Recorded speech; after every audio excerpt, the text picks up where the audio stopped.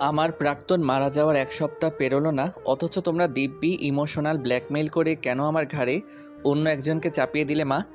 নিজেদের খুশিটাই শুধু দেখলে, আমারটা দেখলে না। আচমকা ছেলের প্রশ্ন শুনে ঘাবড়ে গেলেন দিলারা বেগম। নতুন বউয়ের কাছে যাওয়ার আগে ছেলেকে মাঝপথে রুখে কথা ভালো মন্দ পরামর্শ দিতে চেয়েছিলেন, কিন্তু ছেলে যে হঠাৎ এমনও কথাবার্তা বলবে তার মাথায় ছিল না।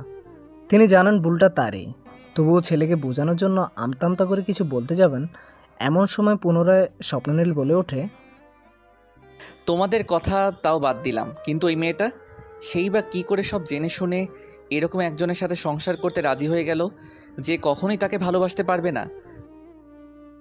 বাবা, এখন এসব কথা থাক, মাত্র বিয়ে হয়েছে তো, কেউ শুনলে কি মনে করবে বল? তাছাড়া ও বউয়ের সামনে এগুলো বলিস না, বেচারি যে কিছুই। কথাটা পুরোপুরি শেষ করতে পারলেন না দিলারা বেগম। তার আগেই স্বপ্ননীলের কাজিনরা এসে হইচই করে নিয়ে গেল তাকে। নতুন বউ যে তার ছেলে বা তার অতীতের ব্যাপারে কিছুই জানে না, এই কথা ছেলেকে বলার সুযোগই মিলল না তার। একই সাথে মনে চেপে বসলো ভয়, যদি তার ছেলে এখন বউয়ের সাথে খারাপ আচরণ করে তবে তিনি কি করবেন। মেয়েটি স্বপ্ননীলের বাবার বন্ধুর মেয়ে, তাকে ভালো রাখার কথা দিয়ে তো ঠিকই নিয়ে এসেছেন তার পরিবারের কাছ থেকে। এখন সব পরিকল্পনা ভেস্তে যাবে না তো? মনে ঢুকে গেল ভয়, তবু একটা দীর্ঘশ্বাস ফেলে এক বুক সমান আশা নিয়ে সৃষ্টিকর্তার কাছে নিজের ছেলে ও ছেলে বউয়ের সাংসারিক জীবনের সুখ কামনা করলেন তিনি। বাসর ঘরে বসে আছে রাহিতা। দুরু দুরু বুকে কয়েক ঘন্টা আগে কবুল বলে নিজের হওয়া মানুষটার অপেক্ষায় লাজুক বরণে অপেক্ষারিত ছিল সে। রুমের বাইরে কথাবার্তা শুনে স্বপ্ননীল যে এসে গেছে বুঝতে বেগ পেতে হলো না তার। কাজিনদের থেকে মুক্তি পেয়ে এক প্রকার নিরসভাবেই কক্ষে প্রবেশ করলো স্বপ্ননীল। রুমে ঢুকেই বিছানার মাঝখানে মাথায় আঁচল দিয়ে বসে থাকা নিজের নববধূকে দেখে বুকের ভেতর চিনচিনে ব্যথা পুনরায় জাগ্রত হলো তার। না সে পারছে এই দমবন্ধ অবস্থা থেকে মুক্তি পেতে, না সে পারছে এই বিয়েকে মেনে নিতে। উভয় সংকটে পড়ে এক প্রকার দিশেহারার মতোই কাপড় নিয়ে সোজা ওয়াশরুমে ঢুকে গেল সে। এদিকে স্বপ্ননীলকে কোনো কথা না বলে এইভাবে চলে যেতে দেখে কিঞ্চিত অবাকই হলো রাহিতা। মাতার আঁচল পেলে সেভাবেই অপেক্ষা করতে লাগলো স্বপ্ননীলের। আপনার কি শরীর খারাপ লাগছে? ফ্রেশ হয়ে আসা মাত্রই রাহিতার মুখে এই প্রশ্ন শুনে থেমে গেল স্বপ্ননীল। সামান্য চমকে গেল, প্রকাশ করলো না বাহির থেকে। উত্তর না দিয়ে চুপচাপ বিছানায় গিয়ে শুয়ে পড়তেই পুনরায় কানে এলো চিন্তিত রাহিতার নম্র কণ্ঠস্বর। শুনছেন, কথা বলছেন না কেন? আপনার কি খুব বেশি খারাপ লাগছে? খানিকটা চিন্তা নিয়ে প্রশ্ন করেছিল মেয়েটা, কিন্তু গতবারের ন্যায় এবারও তার আশায় ঘুরে বালি দিয়ে চুপচাপ অপরপাশে ফিরে বালিশে মুখ গুজে শুয়ে পড়ল স্বপ্ননীল। এবার চিন্তা বাদ দিয়ে রাহিতা প্রচণ্ড বিস্মিত হলো। বলা বাহুল্য, সে যেমন ঠান্ডা প্রত্যাখ্যান মোটো আশা করেনি সদ্য বিবাহিত স্বামীর থেকে। তবে কি স্বপ্ননীল এই বিয়েতে খুশি নয়? সে কি তাকে পছন্দ করেনি? এমন হাজারো প্রশ্ন নিমিষে প্রশ্নবদ্ধ হলো হৃদয়ে। কিন্তু এমন হলে স্বপ্ননীল বা তার পরিবারের কেউ একদিনও তাদের বলল না কেন? স্বপ্ননীলের পরিবার তো নিজে থেকে প্রস্তাব দিয়েছিল তার জন্য। যেখানে দুই পরিবারের মধ্যে এত ভালো সম্পর্ক, সেখানে ছেলে রাজি না থাকলে তো এমনি এমনি তার এত দূর কেউ এগোবে না, তাই না? এসব ভেবে নিজ মনকে সান্ত্বনা দিল রাহিতা। অতঃপর বেশ ধীরে সুস্থে ঝুঁকে গেল বিছানার বাঁ পাশে, যেখানে চোখ বন্ধ করে গুটিসুটি মেরে শুয়ে আছে স্বপ্ননীল। আস্তে করে ওর কপালে হাত রাখতেই ওর কোমল হাতের স্পর্শে আচমকা চোখ খুলে গেল স্বপ্ননীলের। সেই ঈর্ষাদ রক্তিম চোখজোড়া যেন অনেক কিছু বলতে চাইছে রাহিতাকে। মুহূর্তেই এক অজানা ভয়ে ঢোক গিলে সে। অর্থপর কিছু বুঝে ওঠার আগেই এক ঝটকায় তার হাত সরিয়ে দেয় স্বপ্ননীল। বহু কষ্টে নিজেকে আটকে রাখা এতক্ষণে চাপা ক্ষোভ যেন সমহিমায় সামনে আসে। নিজেকে নিয়ন্ত্রণ না করে প্রদ্বারিত স্বরে চেঁচিয়ে ওঠে, আর কত বেহায়া হবে তুমি? দেখছো না আমি কথা বলতে চাইছি না তোমার সাথে, অ্যাভয়েড করছি তোমায়। এত কিছুর পরেও তুমি আবারও আমার গায়ে হাত দিচ্ছ। কি চাই তোমার?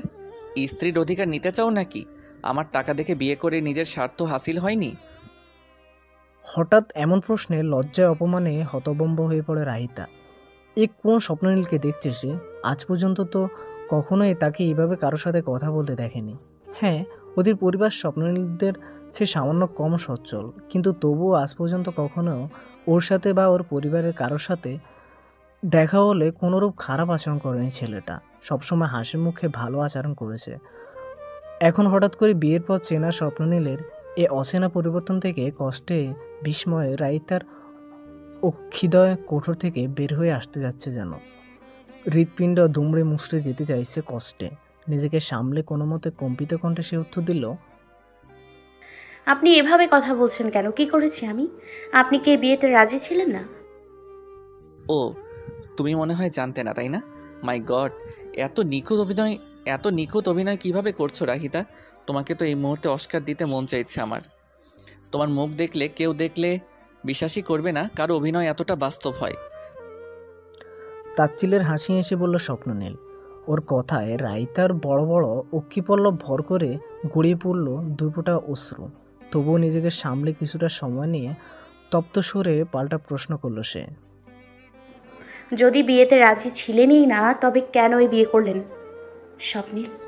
আমার জীবনটাকে কি ছেলে খেলা মনে হয়েছিল আপনার কাছে? একটা বার কেন বললেন না আপনি আমায় পছন্দ করেন না, অথবা এ বিয়ে করবেন না? নিজেরাই সেধে বিয়ের প্রস্তাব দিয়ে নিজেই এভাবে বাসর রাতে অপমান করার তো কোনো মানে হয় না, তাই না? টাকা নিয়ে কথা বলে আমার উপর যখন প্রশ্ন তুললেনই, তখন নিজের এই রং বদলানোর স্বভাবের কথা মনে পড়লো না? রাইতার ব্যঙ্গাত্মক প্রশ্ন ও তাচ্ছিল্যে এতক্ষণে জ্বলন্ত ক্ষোভে যেন ঘি পড়ল। মুহূর্তে এগিয়ে এসে রাইতার দু বাহু ধরে দাঁতে দাঁত চেপে স্বপ্ননীল চেঁচিয়ে বলল, তোমার কি মনে হয় আমি শখের বশে তোমায় বিয়ে করেছি? যদি এমনটা ভেবে থাকো তবে ভুল ধারণা। এখনই মাথায় থেকে বের করে দাও, কারণ আমি তোমাকে পছন্দ করি না। তোমায় বিয়ে করলেও কখনো ভালোবাসতে পারবো না, কারণ আমি আমার মন অলরেডি একজনকে দিয়ে ফেলেছি। সেখান থেকে ফিরে আসা সম্ভব নয়। তোমাকে এই বিষয়ে আমি আগেই বলতে চেয়েছিলাম, বিয়েটা ভাঙতেও চেয়েছি, কিন্তু নেহাতি মায়ের মুখের দিকে তাকিয়ে বিয়ে করতে বাধ্য হয়েছি। নিজের শত কষ্ট হোক, তবু মা বলে কথা, তার কথার বিরুদ্ধে যাওয়ার স্পর্ধা আমার নেই। কিছুক্ষণ পর থেমে বলল, তুমি শুধু আমার নামের স্ত্রী, নিজেকে এর বেশি কিছুই ভাবার প্রয়োজন নেই, বুঝেছো? জোরে দুবাহু চেপে ধরায় হাতের ব্যথা অনুভব করছিল রাহিতা। চোখ বন্ধ থাকা অবস্থায় স্বপ্ননীলের কথা শুনে হাত সরানোর জন্য ছটফট করতে থাকা রাহিতার চোখ বেয়ে আরেক ফোঁটা অশ্রু গড়িয়ে পড়ে। এতক্ষণে ক্রোধের বশে থাকলেও হঠাৎ সে বন্ধ চোখের টলমলে স্বচ্ছ অশ্রুজল দেখে স্বপ্ননীলের ভিতরে কি যেন হয়। হুট করে হাতের বন্ধন নিচ থেকে হালকা হয়ে যায়। স্বপ্ননীল হাত ছেড়ে দেওয়ায় হাঁপ ছেড়ে বাঁচে রাহিতা। নিজের যন্ত্রণা থেকে মুক্তি পেলেও মনের যন্ত্রণা থামানো দেয়। এই যেন সময়ের সাথে সাথে পাল্লা দিয়ে বেড়ে যাচ্ছে ক্ষণে ক্ষণে। রাইতাকে ছেড়ে দিয়ে দুহাতে নিজের মাথা চেপে ধরে স্বপ্ননীল। ঘাড় সমান ছাটা চুলগুলো খামচে ধরে নিজেকে সামলানোর ব্যর্থ চেষ্টা করে যেন। এদিকে নিজের ক্ষতবিক্ষিত মন, অন্যদিকে মায়ের চাপ, দুটো সামলাতে বিগত 7 দিন হিমশিম খাচ্ছিল সে। তার মধ্যে এখন কোথা থেকে যেন রাহিতা এসে জুড়ে বসলো কপালে। জীবন কোথায় নিয়ে যাচ্ছে তাকে, কি হবে তা, সব মিলিয়ে ওর নিজেকে উন্মাদ মনে হচ্ছে। রাহিতা চুপচাপ বসে দেখছিল স্বপ্ননীলের কাণ্ডকারখানা। স্তব্ধ হলো, শান্ত মাথায় ভাবছিল তার জীবনের পরিণতির কথা। ঠান্ডা মাথায় ভেবেচিন্তে হুট করে বিছানা থেকে নেমে গেল সে। দরজা খোলার শব্দে বদ্ধ চোখ জোড়া খুলে সেদিকে দৃষ্টি নিক্ষেপ করলো স্বপ্ননীল। দরজার কাছে রাহিতাকে দেখে সে নিজেও বিছানা থেকে উঠে দাঁড়ায়। সবে দরজা খুলে বাইরে বের হওয়ার জন্য পা এগিয়েছিল রাহিতা। বেরোনোর আগ মুহূর্তেই স্বপ্ননীলের ভরাট গলায় প্রশ্নে সে থমকে দাঁড়ায়। কোথায় যাচ্ছ? স্বপ্ননীলকে এগিয়ে এসে প্রশ্ন করতে দেখে কিছুটা অবাক হলেও রাহিতা মাথা ঘামায় না। যেভাবে বেরিয়েছিল সেভাবে যেতে যেতে বলে, যার কারণে আজ আপনার আমার দুজনের জীবনের এই অসম পরিণতি, তার কাছেই যাই। বনিতা করো না, তুমি তো সব জেনে শুনে বিয়ে করেছিলে, তাই না? তাহলে আবার হঠাৎ এই সময় মায়ের কাছে যাচ্ছ কেন? আমায় বিয়ে করার আগে এটা মাথায় ছিল না? ফুঁসে উঠে বলে সে। তার কথায় চোখে পানি নিয়ে তাচ্ছিল্যে হাসি হাসে রাহিতা। হাত দিয়ে চোখ মুছে ব্যঙ্গাত্মকভাবেই বলে, আপনি যেমনটা ভাবছেন সবসময় যে সেটাই সত্যি হবে, এমন কোনো কারণ নেই মিস্টার স্বপ্নীল আহমেদ। আমি আমার দিক থেকে একটাও মিথ্যে কথা বলিনি। আমি যদি জানতাম আপনার এ বিয়ে নিয়ে কী মতামত, তবে বিশ্বাস করুন আমি জীবনেও আপনার জীবনে আসতাম না। এখন যিনি আমায় আপনার জীবনে এনেছেন তার থেকেই তো জবাবটা নিতে হবে, তাই না? কথাগুলো বলে শাশুড়ির রুমের উদ্দেশ্যে অগ্রসর হলো রাহিতা। পিছনে পেলে গেল এক বিস্মিত স্বপ্ননীলকে। মেয়েটার কথা শুনে ও সাহস দেখে মনে মনে বেশ চমকে গেল স্বপ্ননীল। কীভাবে বুক ভরা সাহস নিয়ে দিব্যি তার মায়ের কাছে চলে যাচ্ছে, ব্যাপারটা বেশ ভাবালো তাকে। আর মনে প্রশ্ন এলো, রাহিতা কি তবে সত্যি বলেছিল? তার মানে ও কি তার অতীতের ব্যাপারে আসলেই কিছু জানতো না? এই কেমন ধোঁয়াশার মধ্যে পেশে গেল সে। শাশুড়ির রুমের সামনে এসে দাঁড়িয়ে আছে রাহিতা। দরজা স্বাভাবিকভাবেই ভেতর থেকে বন্ধ করা। বিয়েবাড়ির চঞ্চল পরিবেশও এখন রাতের আধারে নিস্তব্ধতায় ঘেরা। এমতো অবস্থায় কিছুটা বিচলিত হলো মেয়েটা। এতক্ষণ আবেগের বশে স্বপ্ননীলকে কথা শুনিয়ে এতদূর চলে এলো ঠিকই, কিন্তু এই সময় শাশুড়িকে ডেকে তার কাঁচা ঘুমে ব্যাঘাত ঘটাতে মন সায় দিল না তার। একই সাথে মাথায় এলো, কেউ যদি তাকে বধূবেশে এই সময় স্বপ্ননীলের রুমে ব্যতীত এখানে দেখে, তবে বিষয়টা মোটেও ঠিকভাবে নেবে না কেউ। আর যাই হোক, নিজেদের সম্পর্কের মারপ্যাচ বাইরের মানুষদের দেখানোর মানসিকতা নেই তার মধ্যে। তাই সব কিছু বিবেচনা করে ধৈর্য ধারণ করে বেছে নিল সে। কয়েক কদম পিছিয়ে এসে স্বপ্ননীলের রুমের দিকে পা বাড়াতে চোখে পড়ল তড়িৎ বেগে সরে যাওয়া স্বপ্ননীলকে। কিন্তু চুপচাপ স্বপ্ননীল কেন ওর পিছু পিছু এসেছিল বোধগম্য হলো না রাহিতার। রুমে ঢুকে দরজা লাগিয়ে পিছন ফিরতেই বিছানা বসে থাকা স্বপ্ননীলের চোখে চোখ মেলে যায় তার। সে চোখে চোখ রেখেই স্বপ্ননীল ব্যঙ্গাত্মক সুরে প্রশ্ন ছড়ে, তো কি কথা হলো মায়ের সাথে? ওর কণ্ঠ শুনে ও কথার ধরন থেকে রাগে গা জ্বলে উঠল রাহিতার। বাপখানা এমন করেছে যেন এতক্ষণে এখানে বসে থেকে তার জন্য অপেক্ষা করছিল। ক্ষিপ্ত রাহিতা দাঁতের দাঁত চেপে বলল, কেন? আপনি ঠিকমতো দেখতে পাননি বুঝি? আমার পিছে এত দূর গিয়েও কি লাভ হলো যদি কি হয়েছে জানতেই না পারেন? ধরা পড়ে যাওয়ার এতক্ষণের কৌতুকপূর্ণ মুখভঙ্গি বদলে যায় স্বপ্ননীলের। মেয়েটা তার মানে দেখেছে ওকে, আবার সেটা নিয়ে খোটাও দিচ্ছে। এ তো দেখা যায় ভালোই ফাজিল। মনে মনে এসব ভাবলেও কিছু বলতে গিয়ে শেষমেশ থেমে যায় স্বপ্ননীল। বলা বাহুল্য, সারাদিনে অনেক ধকল গিয়েছে, শারীরিক মানসিক উভয় দিক দিয়েই। তাই এখন তর্ক করে এনার্জি নষ্ট করার মানে হয় না, অন্তত এই ফাজিল মেয়েটার সাথে তো নয়। মনে মনে ভেবে বিছানায় শরীর ছেড়ে দিয়ে চোখ বন্ধ করলো সে। স্বপ্ননীল ঘুমাতেই একটা দীর্ঘশ্বাস ফেলে লাগেজ নিয়ে ড্রেস বের করে ফ্রেশ হতে চলে গেল রাহিতা। অতঃপর ক্লান্ত শরীরে বিছানা শুয়ে পড়ল তার পাশেই। সারাদিনের ব্যস্ততা শেষে একটা ঘুম এখন মন ও দুটোরই বড্ড প্রয়োজন। সকালবেলা দরজার কড়া নাড়ার আওয়াজে ঘুম ভাঙে রাহিতার। ঘুমো ঘুমো চোখ জোড়া মেলে ঘড়ির দিকে তাকাতেই হুঁশ ফিরে আসে তার। সকাল প্রায় 9টা বাজে। নতুন বউ প্রথম দিনে এত বেলা করে ঘুমাবে তা নিশ্চয়ই ভালো চোখে দেখবে না কেউ। পাশে তাকিয়ে দেখে স্বপ্ননীল নেই। মনে মনে কষ্ট পেল রাহিতা। লোকটা নিজে উঠে গেছে, অথচ সকালবেলা ওকে ডাকার প্রয়োজন মনে করলো না একটাবারও। কি এমন হতো ওকে ডেকে দিলে? কিন্তু পরক্ষণে তার মনে হলো যে ছেলেটা তাকে এখনও মন থেকে বউ হিসাবে স্বীকার করেই না, সে কেন জেসে পড়ে তার সাথে কথা বলবে? স্বপ্ননীলের কথা ভাবতেই কাল রাতের কথোপকথন পুনরায় মাথা ছাড়া দিয়ে উঠল রাহিতার। তবুও সেগুলোকে মনের মধ্যে চাপা দিয়ে দরজার দিকে এগিয়ে গেল সে। দরজা খুলতে চোখে পড়ল এক হাস্যোজ্জ্বল মেয়েকে, যে স্বপ্ননীলের চাচাতো ভাইয়ের বউ সায়মা। কাল বিয়েতে তার সাথে পরিচিত হয়েছে রাহিতার। তাকে দেখে রাহিতা মুখে হাসি টেনে বলল, সরি ভাবি, উঠতে একটু লেট হলো। সবাই উঠে গেছে না? কখন এত বেলা হয়েছে আমি টেরই পাইনি। আরে সমস্যা নেই পাগলি, বিয়ের প্রথম প্রথম এমন হয়। আমরাও তো সেই সময় পার করে এসেছি নাকি, বুঝতে পারছি তোমার অবস্থা। সাইমার রসিকতাপূর্ণ কথায় হাসবে না লজ্জা পাবে ঠিক বুঝে উঠতে পারল না রাহিতা। মনে মনে শুধু বলল, যদি তোমাদের মতো আমার বিয়েটা একটা স্বাভাবিক বিয়ে হতো তাহলে হয়তো তোমার কথা ঠিক হতো ভাবি। কিন্তু আমার বর যে আমায় মন থেকে চায় না, চাপে পড়ে বিয়ে করেছে। কি গো, কি ভাবছো মনে মনে? আমার দেবরের থা নাকি? সাইমার ডাকে মনের চিন্তাভাবনা থেকে বেরিয়ে আসে রাহিতা। বিনিময়ে নম্র স্বরে বলে, ভাবছিলাম আমি কি এখন কি পরবো। শাড়ি তো পরতে পারি না আমি, সব সময় মাই পরিয়ে দিত। তুমি কি আমায় হেল্প করবে ভাবি?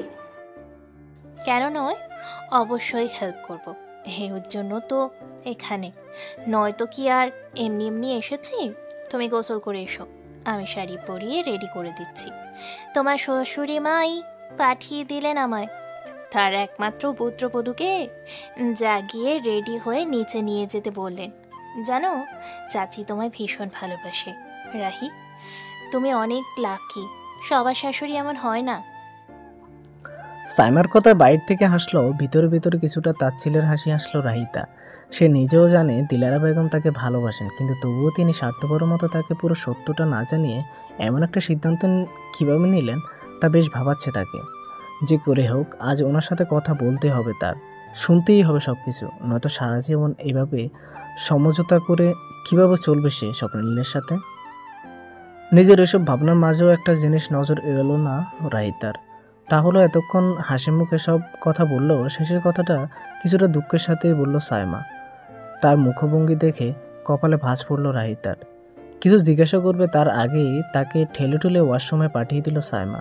কোনো কিছু বলার সুযোগই আর পেল না সে। মেরুন রঙের জামদানি পরে আয়নায় তাকিয়ে নিজেকে দেখছে রাহিতা। সাইমা তাকে শাড়ি পরিয়ে দিয়ে শাশুড়ির ডাকে নিচে চলে গেছে দ্রুত পায়ে। উজ্জ্বল ত্বকে মেরুন রং বেশ মানিয়েছে তার গায়ে। গোসল করে আসা ভেজা চুলে আয়নার সামনে শাড়ি পরিয়ে তো রাহিতাকে সদ্য ফুটে ওঠা গোলাপের ন্যায় দেখাচ্ছে। আয়না থেকে নজর সরিয়ে রুম থেকে বের হবে এমন সময় সেখানে প্রবেশ করে স্বপ্ননীল। আস্তে ধীরে হেঁটে আসায় রাহিতা খেয়াল করে কাল রাতের তুলনায় কিছুটা অন্যরকম দেখাচ্ছে তাকে। চোখ মুখে যেন স্পষ্ট লালচে ভাব। কৌতূহলী চোখে সেদিকে যে কিছু বলবে তার আগেই এক প্রকার ইগনোর করে রুম পেরিয়ে বারান্দা চলে যায় স্বপ্ননীল। এক পলক দেখেও না ওর দিকে। এতে ভেতরে ভেতরে খানিকটা অভিমান জমল। বাইর হতে তা প্রকাশ না করে রুম থেকে বের হচ্ছিল সে। হঠাৎ কি মনে করে বারান্দা যেতে চোখে পড়ল হাতে সিগারেট ধরে রাখা স্বপ্ননীলকে। এক দৃষ্টিতে আকাশের দিকে চেয়ে বিষণ্ণ মনে ধোঁয়া ওড়াচ্ছে। এই উজ্জ্বল রোদেলা সকালেও তার চোখে মুখে স্পষ্ট আধার। স্বপ্ননীলের এমন চেহারা দেখে খারাপ লাগার পাশাপাশি সামান্য অপরাধবোধও হলো রাহিতার। একটু কি সময় দেওয়া যেত না ছেলেটাকে? কেন এত তাড়াতাড়ি সব কিছু করতে হলো? প্রত্যেকটা মানুষেরই সময়ের সাথে সব কিছু মানিয়ে নেওয়ার একটা ব্যাপার থাকে, যেটা স্বপ্ননীল পায়নি। এসব ভেবেই সেখান হতে প্রস্থান করছিল রাহিতা। এমন সময় কানে এলো স্বপ্ননীলের শান্ত কণ্ঠস্বর। চোরের মতো পেছনে দাঁড়িয়ে না থেকে কিছু বলার থাকলে সামনে এসে বলো। চমকে উঠে পেছনে ফিরল রাহিতা। না, এখনও স্বপ্ননীল আগেরকার মতোই রেলিংয়ের সাথে হেলান দিয়ে ঠায় দাঁড়িয়ে। পেছনে ঘুরে দেখেনি অবধি তাকে। তবু কিভাবে বুঝলো? বিস্ময়কে সাথে নিয়ে খানিকটা এগিয়ে এসে প্রশ্ন করল, আপনি কোথায় গিয়েছিলেন সকাল সকাল? উত্তরের আশায় অপেক্ষা করা রাহিতাকে হতাশ করে চুপ রইল স্বপ্ননীল। বিষয়টাকে উপেক্ষা করে রাহিতা পুনরায় প্রশ্ন করল, আপনি সিগারেট কেন খাচ্ছেন? আপনি না আগে এসব খেতেন না? একদম বউয়ের মতো আচরণ করবে না। কেন করব না? বিয়ে করার সময় এটা মাথায় ছিল না যে ঘরে বউ নিয়ে আসছেন? এবার স্বপ্ননীলের উত্তর না পাওয়ায় রাগ হলো রাহিতার। কয়েক কদম এগিয়ে তেজি হস্তে সিগারেটটি কেড়ে নিল ওর হাত থেকে। অতঃপর তার নিচে ফেলে দিতেই উদ্যত হতেই তার হাত ধরে ফেলল স্বপ্ননীল। পেশিবহুল পুরুষালী হাতে নিমিষে এঁটে গেল তার ক্ষুদ্রকায় হাতটি। রেলিংয়ের গা ঘেঁষে দাঁড়িয়ে থাকা রাহিতা বেশ কিছুটা জোর খাটিয়ে হাত চালানোর চেষ্টা করেও ব্যর্থ হলো স্বপ্ননীলের শক্তির কাছে। অতঃপর স্বপ্ননীল এখনও নীরব থাকায় বিরক্তকর কণ্ঠে সে বলে উঠল, কি সমস্যা আপনার? ছাড়ুন হাত, ফেলে দিব আমি এটা। ওকে, ছাড়ছি হাত। বলে আচমকা হাত ছাড়াতেই অপ্রস্তুত ভঙ্গিতে পেছন দিকে ঝুঁকে যায় রাহিতা। ফলশ্রুতিতে গ্রিলহীন বারান্দা হতে পড়ে যেতে ধরে সে। চোখ মুখ কুঁচকে এক বিকট চিৎকার দেওয়ার প্রস্তুতি নিতেই পুনরায় তার হাত আঁকড়ে ধরে স্বপ্ননীল। শক্ত মুঠোয় রাহিতার হাত পেঁচিয়ে ওকে আরও খানিকটা পেছনে ঝুঁকিয়ে শীতল কণ্ঠে বলে, ফেলে দেই তোমাকে এবার, কি বলো? বয় বাগরুদ্ধ রাহিতা চোখ মেলতেই অক্ষিদয় মিলিত হলো স্বপ্ননীলের ঈষৎ লালচে চোখ জোড়ার সাথে, যে চোখের ভাষা পড়তে ব্যর্থ হলো সে। রাহিতাকে চুপ থাকতে দেখে স্বপ্ননীল হাতের বাঁধন খানিকটা ঝাঁকিয়ে করে ঠান্ডা গলায় আবারও বলল, চুপ কেন? এবার বলো, ফেলে দেই তোমায়? বয় চোখ মুখ কুঁচকে ধীর কণ্ঠে রাহিতা জবাব দিল, যদি পারেন ফেলে দিন। তুমি কি মনে করেছো আমার মধ্যে সাহস নেই? আমায় চ্যালেঞ্জ করছো তুমি? দেখাতে হবে তোমায়। ওকে দেন, গুড বাই মিসেস রাহিতা। তির্যক হেসে গটগট করে কথাগুলো বলেই হাতের বন্ধন ঢিল করে দিল স্বপ্ননীল। এতক্ষণ মনের মাঝে সাহস নিয়ে ঝুঁকে থাকা রাহিতা যেন শ্বাস আটকে গেল কণ্ঠনালীতে। তবে কি স্বপ্ননীল সত্যিই ওকে নিচে ফেলে দেবে? শান্ত পরিবেশ, নিশ্চুপ ভঙ্গিতে পেছনে ঝুঁকে আতঙ্কিত মুখে স্বপ্ননীলের চোখের দিকে চেয়ে আছে রাহিতা, যে চোখে স্পষ্ট শূন্যতা বিরাজমান। হুট করে স্বপ্ননীল হাত ছেড়ে দেওয়ায় ভয়ে চোখ মুখ কুঁচকে ফেলল রাহিতা। এ বুঝি পড়ে যাবে মনে হতে তৎক্ষণাৎ পুনরায় হাত চেপে ধরে স্বপ্ননীল। অর্থবৎ চোখ খোলার আগেই হ্যাঁচকা টানে আচমকা তার বুকে এসে পড়ে রাহিতা। সব কিছু এতটাই আকস্মিকভাবে ঘটল যে ভয়ে বিস্ময়ে স্তব্ধিত হয়ে গেল মেয়েটা। অপরদিকে স্বপ্ননীলকে এত কাছে থেকে অনুভব করতে পেরে এক অন্যরকম অনুভূতিতে বশীভূত হয় তার মন। স্বপ্ননীলের বুকে মাথা রেখে সেভাবেই তার হৃস্পন্দন গোনার চেষ্টা করছিল সে। এরই মধ্যে তাকে বুক থেকে সরিয়ে দেয় স্বপ্ননীল। দুহাতে বাহু চেপে ধরে সামান্য দূরত্ব সৃষ্টি করে দুজনের মাঝে। কেমন লাগলো? রসিকতামূলক প্রশ্ন করতেই সরু চোখে অপর পাশে ফিরে রাহিতা। তাকে ভয় দেখানোর প্রচেষ্টা সফল হয় এবার যে মজা নেবে স্বপ্ননীল তা বেশ ভালোই বুঝেছে সে। রাহিতাকে চুপ দেখে স্বপ্ননীল পুনরায় তার বাহু ঝাঁকিয়ে প্রশ্ন করে, খুব ভয় পেয়েছিলে? স্বীকার করতেই পারো, আমি মাইন্ড করব না। ধুর, আপনি একটা খুব বাজে লোক। বিরক্তকর কণ্ঠে কথাটা বললে স্বপ্ননীলের থেকে নিজ হাত ছড়িয়ে তাকে ঈর্ষার ধাক্কা দিয়ে সরিয়ে বারান্দা থেকে চলে যেতে যেতে বলল রাহিতা। পিছন ফিরলে সে দেখতে পেত স্বপ্ননীলের ঠোঁটের কোণে এক প্রস্ফুটিত সূক্ষ্ম হাসি। নিচে নামতে শাশুড়ি ও অন্যান্য আত্মীয়দের মুখোমুখি হতে হলো রাহিতাকে। সবাই যেন ওর জন্যই অপেক্ষা করছিল, সেভাবেই হাসলো ওকে দেখে। বিনিময়ে সেও ইতস্ত হেসে সকলে মাঝে গিয়ে বসলো। শুরু হলো নতুন বউকে দেখে প্রশংসা করলো সবাই। একই সাথে তাকে খেপানো থেকে শুরু করে বিভিন্ন রকম হাসি ঠাট্টা গল্পের পসরায় জমে গেল আসর। বলা বাহুল্য স্বপ্ননীলের বাবা মারা গেছেন। ওর একটা একাদশে পড়ুয়া ছোট বোন আছে। পড়ালেখার পাঠ চুকানোর আগেই তার বাবা মারা যাওয়ায় ভার্সিটিতে ওঠার শুরু থেকে তার বাবার রেখে যাওয়া ব্যবসা হাত দিতে হয় তাকে। অল্প সময়ে দায়িত্বের বোঝা ঘাড়ে চেপে যাওয়ায় বাধ্য হয়ে একা হাতে সবটুকু পেরেছে। বেশ ভালোভাবে সব দিক থেকে সামলে রেখেছে সে। এসব নিয়েই কথা হচ্ছিল, বেশিরভাগ আলোচনা স্বপ্ননীলকে ঘিরে। তার কি পছন্দ অপছন্দ এসব রাহিতাকে জানানোর উদ্দেশ্যেই যে তার শাশুড়ি এমন করেছে বুঝতে বাকি রইল না তার। একই সাথে রাহিতা এটাও বুঝলো এত দ্রুত বাবাকে হারানোর পর থেকে মায়ের প্রতি এক আলাদা দুর্বলতা আছে স্বপ্ননীলের। আর হয়তো সে কারণেই নিজের মনের ক্ষোভ শোকানোর আগে সে মায়ের কথায় এই বিয়েতে রাজি হয়ে যায়। আত্মীয়দের সাথে আলাপ আলোচনা শেষে রান্নাঘরে প্রবেশ করতে শাশুড়িকে সে জিজ্ঞেস করে, সরি আন্টি, উঠতে দেরি হয়েছে, আপনার হেল্পও করতে পারলাম না সকালবেলা রান্নায়। ঠিক আছে, তবে তোমাকে একটা শর্তে ক্ষমা করতে পারি। কিছুটা গম্ভীর মুখে বললেন দিলারা বেগম। শাশুড়ির এমন আচরণে কিছুটা অবাক হলো রাহিতা, তবুও স্বাভাবিক মুখে বলল, কি শর্ত আন্টি, আমায় বলুন। আমি এখানে কারো আন্টি না, আমাকে এখন থেকে মা বলে ডাকলে তবেই মাপ করব, বুঝেছো বৌমা? হেসে কথাগুলো বলেন দিলারা বেগম। শাশুড়ির হাসি দেখে হেসে ফেলল রাহিতাও। তিনি যে ওর সাথে মজা করছিলেন এতক্ষণ বুঝে গেল তার। হাসতে হাসতেই দিলারা বেগম বললেন, রান্না করতে পারিস না রাহি? জি মা, পারি টুকটাক। বেশ, আমার স্বপ্নীল কিন্তু বেশ ভোজন রসিক। ওকে দেখে খুব একটা বোঝা যায় না, কিন্তু খাবার খেতে অনেক পছন্দ করে আমার ছেলেটা। তুই বুঝতে পারিস তো আমি কি বলছি? শাশুড়ির কথা কি জবাব দেবে ভেবে পায় না রাহিতা, তবুও মাথা নিচু করে হ্যাঁ সুযোগ মাথা নাড়ে সে। কিছুক্ষণ নীরবতার পর দিলারা বেগম বলেন, আজ বিকেলে সবাই চলে যাওয়ার পর আমার রুমে আসবি, কেমন? কিছু কথা বলার ছিল তোকে। ওনার কথা মাথা তুলে তাকায় রাহিতা। অবশেষে তিনি নিজ থেকে সব খুলে বলতে চাইছেন, তবে ওকে জানার সুযোগ পেয়ে সেও সায় জানিয়ে বলে সে আসবে। তারও যে স্বপ্ননীলের সম্পর্কে অনেক কিছু জানা বাকি। নিজের ভাবনার মাঝে সে শুনতে পেল দিলারা বেগমের আরেকটি প্রশ্ন, স্বপ্নীল তোকে কাল রাতে কিছু বলেছে? মানে? যদিও রাহিতা জানে তিনি কি প্রসঙ্গে কথা বলছেন, তবুও অবুঝের মতো প্রশ্ন করে পুরোটা শোনার জন্য। ওর প্রশ্নে ইতস্তভাবে দিলারা বেগম বলেন, মানে ও কি তোর সাথে কোনো ধরনের খারাপ ব্যবহার করেছে বা এমন কিছু করেছে যাতে তুই কষ্ট পেয়েছিস? যদি করে থাকে আমি বলতে পারিস, আমি নিজে ওর খবর নেব। রাহিতার মনে হলো একবার বলে দিক কাল রাতে স্বপ্ননীলের অদ্ভুত আচরণের কথা। তাকে স্ত্রী হিসাবে মানবে না, কোনোদিন ভালোবাসবে না এসব বলার কথা, কিন্তু তবুও অজানা এক কারণে তা সংযম করলো নিজেকে। আগে সব কিছু শাশুড়ির থেকে জানতে হবে, তবে সে সব কিছু ভাববে। তাই মুখভঙ্গি স্বাভাবিক করে মলিন হেসে বলল, না মা, তেমন কিছু হয়নি। আসলে আমরা খুব বেশি টায়ার্ড ছিলাম তো, তাই দুজনেই ঘুমিয়ে পড়েছি দ্রুত। কেন, কিছু হয়েছে নাকি মা? রাহিতার কথা এতক্ষণে চেপে রাখা শ্বাস ছাড়লেন দিলারা বেগম। স্বপ্ননীল যে রাহিতার সাথে কোনো খারাপ আচরণ করেনি ভেবে খুশি হলেন তিনি। যাক, তার ছেলে নিজেকে সামলে নিতে শিখেছে, এখন রাহিতাকে মেনে নিলেই হয়। মনে মনে প্রার্থনা করলেন উনি, হাসি মুখে বললেন, আরে না, আমি তো এমনি বলেছিলাম।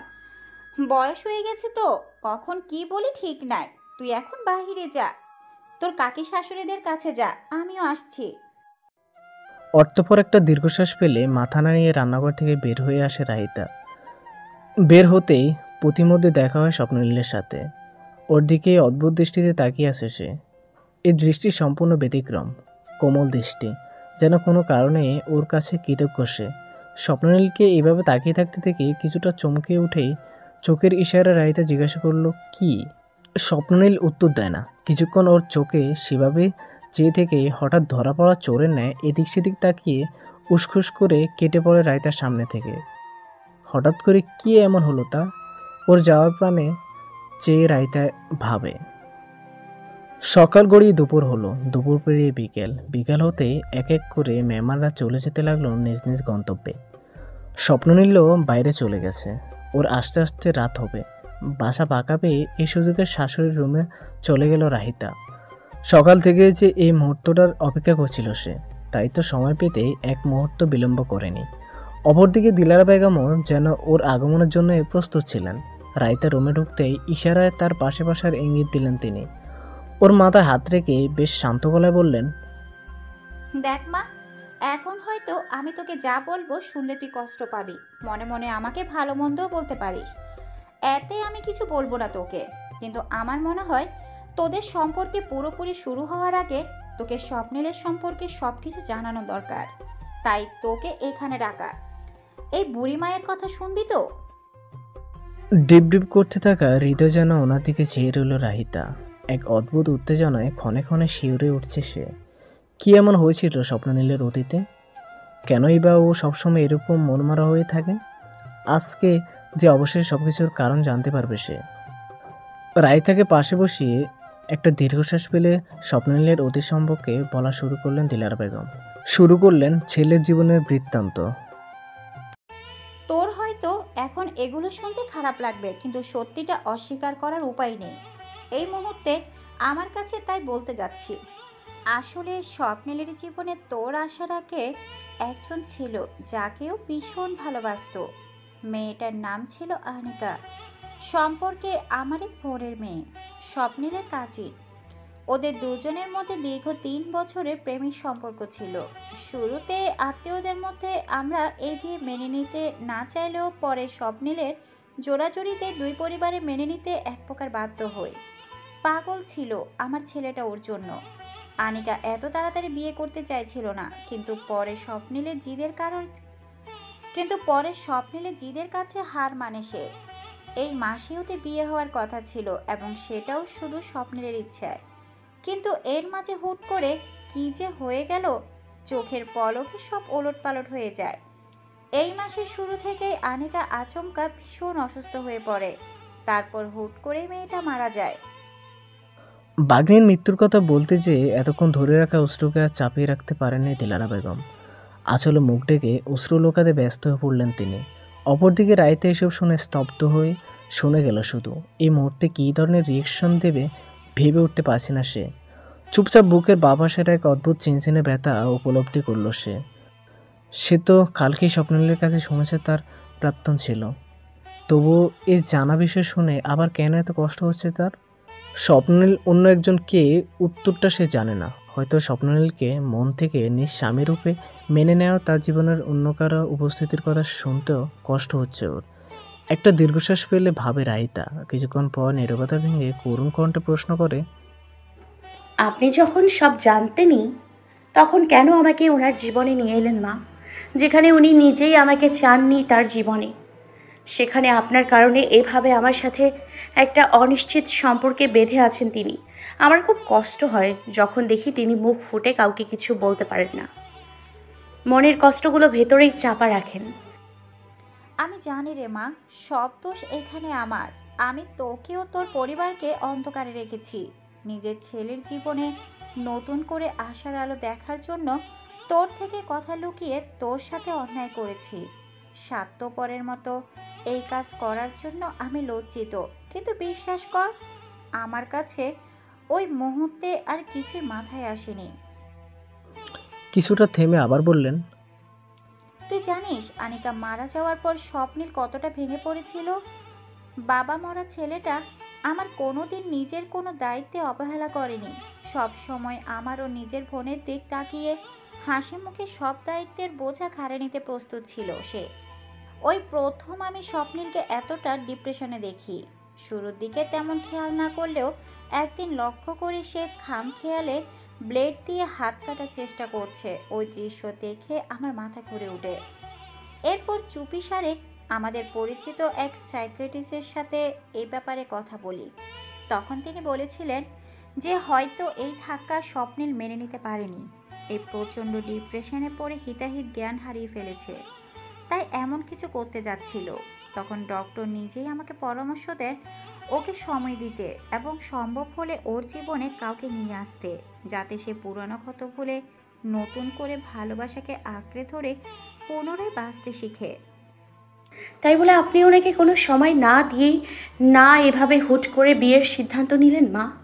জানেন, আমার শুরু থেকেই সন্দেহ হচ্ছিল যখন আপনি বিয়ের ব্যাপারে এত তাড়াহুড়ো করেন। কিন্তু আমার বাবা মা খুব বিশ্বাস করেছিল আপনার উপর। বাবা আমার শ্বশুরের খুব বিশ্বস্ত বন্ধু ছিলেন কি না? বাবা আমার শ্বশুরের খুব বিশ্বস্ত বন্ধু ছিলেন কি না? তাই তো বাবাও বেশ সাগ্রহে রাজি হয়ে যান এ বিয়েতে। কিন্তু আফসোস, দিন শেষে আমার সন্দেহটাই সত্যি প্রমাণিত হলো। উনি আমায় মন থেকে বউ হিসেবে মানেন না। হয়তো কোনো দিন মানবেন কি না আমি তাও জানি না। ধরা গলা কথাগুলো বলতে যেয়ে কেঁদে ফেলে রাহিতা। ভীষণ কষ্ট হচ্ছে তার আজ, খুব জ্বালাপোড়া করছে মনে। সে ভেবেছিল শুধু নাটক সিনেমায় এরকম হয়, কিন্তু এটা তো বাস্তব। তার নিজের জীবনেও যে এরকম কিছু হবে তা সে কল্পনাতেও ছিল না তার। হুট করে সব কিছু জেনে নিজেকে সামলানো যেন দুষ্কার হয়ে যাচ্ছে তার পক্ষে। রাইতাকে কাছে থেকে এতক্ষণের অনুতাপ যেন মুহূর্তেই বেড়ে গেল দিলারা বেগমের। কাছে এগিয়ে দু হাতে চোখের পানি মুছে দিয়ে রাইতার হাত দুটো নিজের হাতে নিয়ে বললেন, কষ্ট হচ্ছে না খুব? আমি জানি তোর খারাপ লাগছে। এই ভয়ে এই কয়দিন তোকে কিছু বলিনি। আমি নিজেও স্বপ্নিলকে সময় দিতে চেয়েছিলাম রে মা, কিন্তু ওই যে পরিস্থিতি, সেটা নিজের হাতে থাকে না সব সময়। তোদের বিয়ের দিনেই বিয়ে হওয়ার কথা ছিল স্বপ্নিল ও আনিকার। আমি জানতাম ওই দিন স্বপ্নিল একা থাকলে নিশ্চয়ই ও আরও কিছু পাগলামি করত। তাই তো উপায় না পেয়ে তার সপ্তাহখানেক আগে তোদের বাড়ি গিয়ে সব কিছু বলে কথা পাকা করে আসি। তোর বাবা চেয়েছিল বিয়ের আগে স্বপ্নিল ও তুই একজন আরেকজনের সাথে কথা বল, কিন্তু আমি ইচ্ছে করে ও ব্যস্ত থাকার বাহানা দিয়ে বিয়ে পর্যন্ত বিষয়টাকে গড়াই। আমাকে তোর এই মুহূর্তে খুব স্বার্থপর মনে হচ্ছে না রে রাহি? হয়তো আমার জায়গায় থাকলে বুঝতি নিজের ছেলেকে প্রতিনিয়ত ধুকে ধুকে মরতে দেখার কষ্ট কী রূপ। বেআইনদের কিছু বলিস না রে মা, আমার তাদের সামনে দাঁড়াতেও ভীষণ লজ্জা লাগে। স্বপ্নিল আমায় বারবার বলেছিল সব কিছু জানিয়ে তারপর বিয়ে ঠিক করতে, কারণ ও জানতো এমন করলে হয়তো তোর বাবা মা এই বিয়েতে রাজি হতেন না। কিন্তু আমি তা করিনি। সবার অগোচরে নিজের ছেলের অন্ধকার জীবন আলোকিত করতে আমি তাদের মেয়েকে অন্ধকারে ঠেলে দিয়েছি। এটা কোনো বাবা মা মানবে না। শাশুড়ির কথায় তাচ্ছিল্য ভর করে রাইতার মনে। এই জন্যই হয়তো স্বপ্নালীল ভেবেছিল সে সব জেনে শুনে তাকে বিয়ে করেছে, আর এই কারণেই তাকে লোভী বলেছিল কাল। সাথে সাথেই বিষণ্ণ মন চেপে ধরে আফসোস তার ভাগ্যের উপর। হতাশ মনে সে প্রশ্ন করে নিজেকে, কেন আমার সাথে এমন হলো? আমি তো সত্যিই তাকে ভালোবেসেছিলাম। যদি তাকে আমারই হতে হতো, তবে নিয়তি কেন তার জীবনে আমার আগে অন্য কাউকে এনেছিল?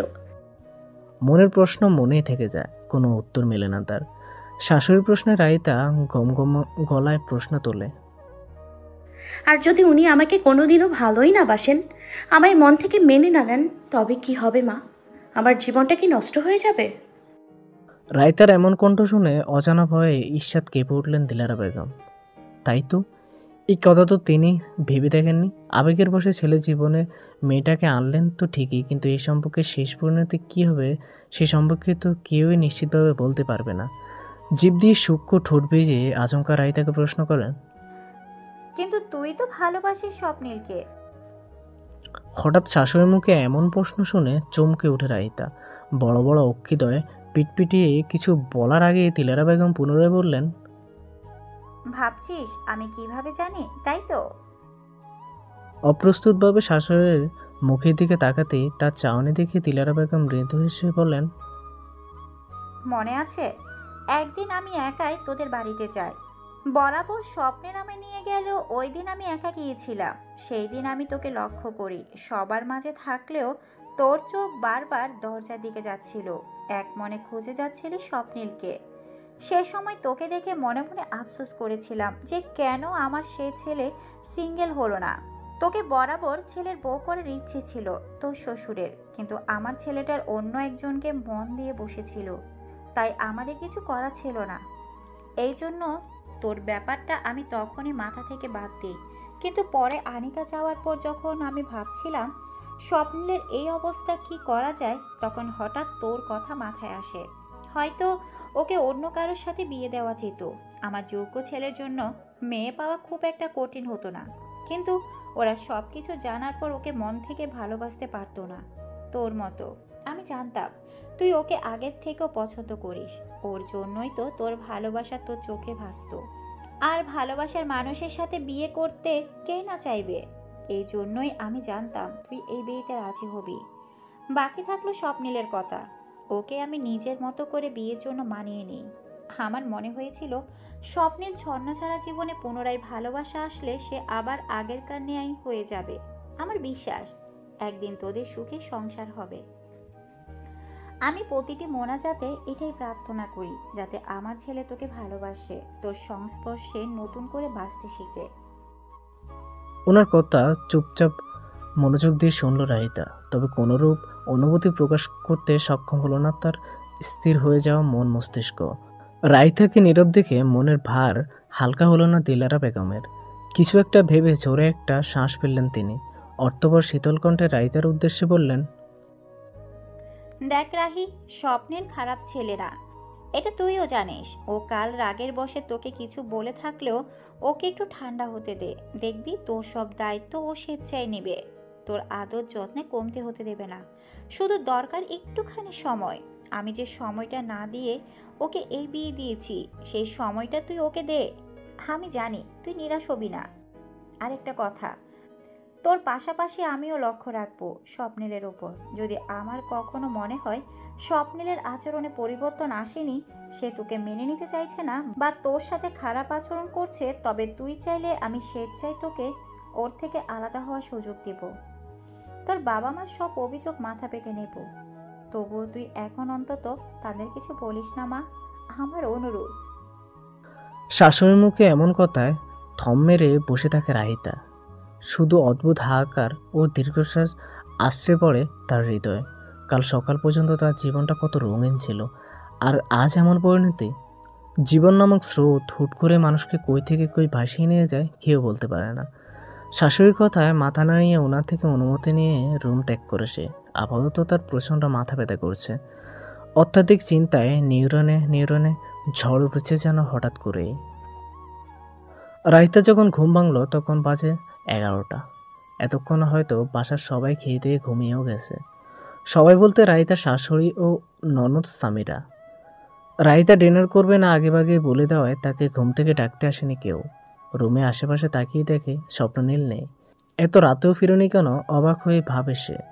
বিছানা থেকে উঠতেই এসব ভাবতে ভাবতেই পা বাড়লো রুম থেকে বের হওয়ার জন্য।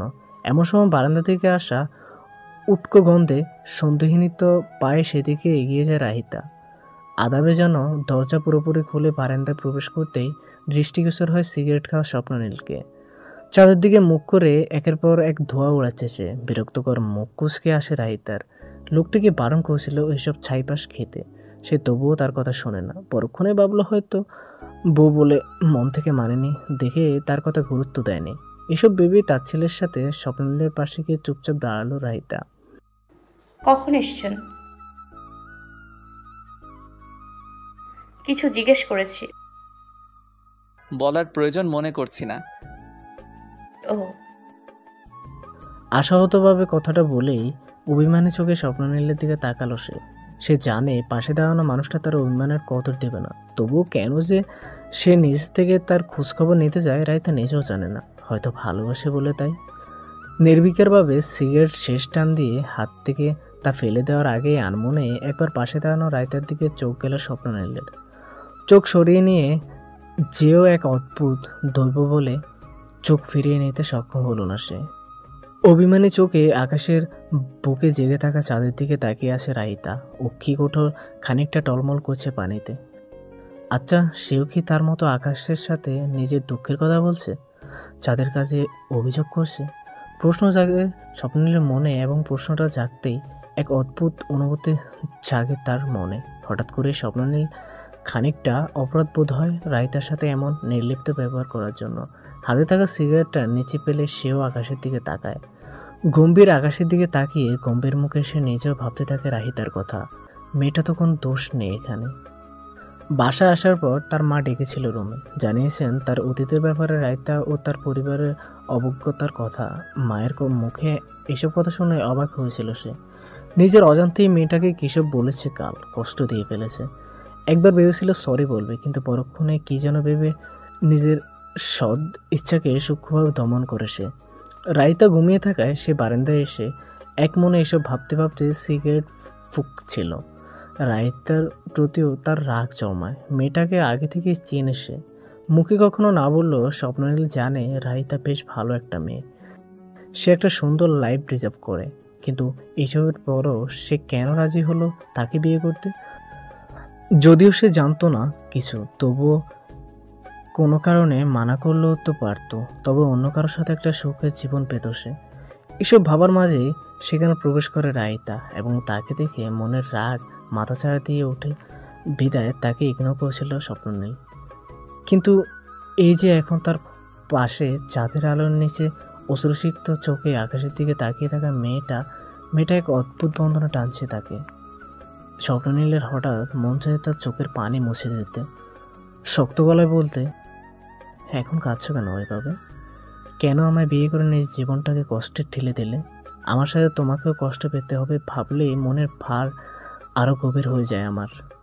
কিন্তু মুখ ফুটে সেই সবে কিছুই বলতে পারলো না। পুনরায় আকাশের দিকে তাকিয়ে গলা চেড়ে বলল, কথায় কথায় চোখ দিয়ে পানি বের করবে না। তোমার চোখের পানি মুছে দেওয়ার জন্য কেউ বসে নেই এখানে। বন্ধুর বাড়ি গিয়েছিলাম, তাই আসতে লেট হয়েছে। এসব বউদের মতো গোয়েন্দাগিরি স্বভাব বাদ দাও, বুঝেছ? হঠাৎ স্বপ্ননীলের কথায় পাশ ফিরে রাহিতা। মুহূর্তে চোখাচোখি হয় স্বপ্ননীলের সাথে, যে আপাত দৃষ্টিতে তার দিকে তাকিয়েছিল। রাহিতা তাকাতে অপ্রস্তুতভাবে চোখ সরিয়ে নেয় স্বপ্ননীল। কেন যে মেয়ে চোখের দিকে বেশিক্ষণ তাকিয়ে থাকতে পারে না সে? কি আছে এই দুটো চোখে যা তার রাগী সত্তাকেও অদ্ভুতভাবে কোমল করে তোলে? পরের দিন সকাল, স্বপ্ননীল অফিস যাওয়ার জন্য রেডি হচ্ছে। যদিও আজ তার ছুটি ছিল, কিন্তু আজকাল বাসা থাকলে তার দম বন্ধ লাগে, তাই কোনো বাহানা দিয়ে বাসা থেকে বেরোনোর কথাই ভাবছিল সে। রেডি হওয়া শেষ করে আয়না এক পলক নিজের দিকে তাকালো স্বপ্ননীল। তার মতো স্বাস্থ্য সচেতন ছেলেটার মাঝে বিগত কয়েকদিন বেশ পরিবর্তন এসেছে। হৃষ্টপুষ্ট শরীরে যত্নের অভাবে বেশ কিছুটা শুকিয়ে গেছে। বহুদিন দাড়ি না কাটায় সেগুলো বেড়ে গেছে বেশ। আবার এক হাতে ব্যবসা সামলানো সে এইভাবে দেবদাস হয়ে ঘুরছিল, তাতে ওর পিছিয়ে অফিসের অবস্থাও যে খুব একটা ভালো সেটাও বলার মতো না। স্বপ্ন মিলিয়ে কয়দিনের মাঝে বিস্তর পার্থক্য এসেছে ওর জীবনে। তবে এই পার্থক্য ভোলার নয়। নিজের জন্য না হলেও নিজের পরিবারের জন্য, মা ও বোনের জন্য হলেও তার নিজেকে ভালো রাখতে হবে। আয়না চেয়ে নিজ মনে এসব ভাবছিল স্বপ্ননীল। হঠাৎ রুমের দরজা খোলার শব্দ কানে এলে পারফিউম লাগাতে লাগাতে সেদিকে তাকায় সে। নীল রঙের শাড়ি পরে হন্তদন্ত ভঙ্গিমায় রুমে প্রবেশ করে রাহিতা। সাইড টেবিল থেকে এক হাতে ফোন নিয়ে অপর হাতে কপালের সামনে চলে আসা অবাধ্য চুল সরিয়ে নেয়। এলোমেলো কেশগুলো খোঁপায় নিবদ্ধ। আচ্ছা, মেয়েটা কি জানে এই মুহূর্তে তাকে দেখতে কতটা বউ বউ লাগছে? বউ শব্দটা মাথায় আসতেই টনক নড়ে স্বপ্ননীলের। সে তো ভুলেই গিয়েছিল তার একটা বউ আছে। রায়তাকে দেখে নিজের বিয়ের কথায় পুনরায় মনে আসে। একই সাথে অজানা বিষাদে ছেয়ে যায় মন। তার জন্মদাত্রী তার অজান্তে এমন এক কাজ করে ফেলেছে যা এক অদ্ভুত দ্বিধাদ্বন্দ্বে ফেলেছে তাকে। না সে পারছে মেয়েটাকে দোষারোপ করে তাকে বউ হিসাবে অস্বীকার করতে, আর না পারছে এত তাড়াতাড়ি অতীতের তিক্ত স্মৃতি ভুলে রায়তাকে মেনে নিতে। এই জন্য বিশাল উপসংকট। স্বপ্ননীলের চিন্তার মাঝে রায়তা প্রশ্ন করে, কোথাও যাচ্ছেন আপনি? হুম। ছোট্ট করে জবাব দেয় স্বপ্নীল, তবে পুরোপুরি প্রশ্নের উত্তর দেয় না। একবার ভেবেছিল জবাব দেবে না, কিন্তু পর মুহূর্তে কাল রাতে মেয়েটির সে অশ্রুসিক্ত চোখ জোড়ার কথা মনে হয় নিজের মধ্যে পরিবর্তন করে সে। এতে অবশ্য নিজের উপর খানিকটা অবাক হয় বটে। এই যে এখনও সে সরাসরি রাহিতার দিকে তাকাতে পারছে না, কেননা মেয়েটা চোখে মুখে এক অদৃশ্য মায়া আছে, যা কিভাবে যেন স্বপ্নীলের রাগকে দমন করে, যেটা কাল রাতেই প্রথমবার উপলব্ধি করেছে সে। তাই তো আর কোনো রিস্ক নিতে চায় না স্বপ্নীল। এখন তার মতে মেয়ে মানে মরীচিকা, প্রথমে ভালোবাসবে, তারপর একসাথে দুজনে বেঁচে থাকার আশা দেখাবে, অর্থপর শেষ মুহূর্তে এসে ছেড়ে চলে যাবে। তাচ্ছিল্য ভরে ভাবে সে। একই সাথে রাহিতাকে আর চোখে দেখে আর কিছু শোনার আগেই রুম ত্যাগ করে স্বপ্নীল। নিচে নামতেই টেবিলে বসতেই মা ও বোনের সাথে দেখা হয় স্বপ্নীলের। ছোট বোন সামিরা কলেজে যাওয়ার আগে ব্রেকফাস্ট করছিল। বাইকে দেখে মিষ্টি হাসি উপহার দিয়ে বলে, গুড মর্নিং ভাইয়া, অফিস যাচ্ছ নাকি তুমি? হ্যাঁ। ও মা, তা কেন? বিয়ের পর বউকে রেখে এত তাড়াতাড়ি কেউ অফিস যায়? মাত্রই গলা ভেজানোর জন্য পানি মুখে নিয়েছিল স্বপ্নীল। বোনের এখনো কথায় পানি যেন গলায় আটকে গেল তার। সামান্য বিষম খেল সে। সে সময় নিচে নামলো রাইতা নিজেও। চেয়ারে বসার আগে স্বপ্নীলকে কাছতে থেকে আস্তে করে উঠে যেয়ে ওর পিঠে হাত বুলিয়ে দেয়। স্বপ্নীল শান্ত হতেই তাকে ছেড়ে ধীর পায়ে ওর পাশের চেয়ারে বসে পড়ে সে। আর চোখে সব কিছু পর্যবেক্ষণ করেন দিলারা বেগম। রাইতা তার কথার মর্যাদা রেখেছে, স্বপ্নীলের যত্ন নিচ্ছে, বিষয়টা হৃদয় ছুঁয়ে যায় তার। মেয়েটার প্রতি অসীম ভালোবাসায় ভরে ওঠে মন। এদিকে নিজেকে সামলিয়ে বোনের দিকে চোখ পাকিয়ে তীক্ষ্ণ কণ্ঠে স্বপ্নীল বলে ওঠে, তোকে এসব কথা কে শিখিয়েছে? কলেজে উঠতে না উঠতে দেখি পেকে গেছিস। বড় ভাই হই আমি তোর, বেয়াদব। বাইরের থেকে ধমকে ভয়ে আর মুখ দিয়ে কথা বের হয় না সামিরার। আর কোনো কথা না বলে চুপচাপ মাথা নিচু করে খেয়ে সে চলে যায়। তার ভাই আগে এরকম ছিল না, ইদানিং একটু বেশি রাগ দেখায়। সব ওই আনিকার দোষ। ওর যাওয়ার পর থেকে তার ভাইয়ের এমন বাজে পরিবর্তন। মনে মনে এসব ভেবে ক্ষান্ত হয় সামিরা। তবুও নতুন ভাবের প্রতি তার ভালোবাসা জন্মায়।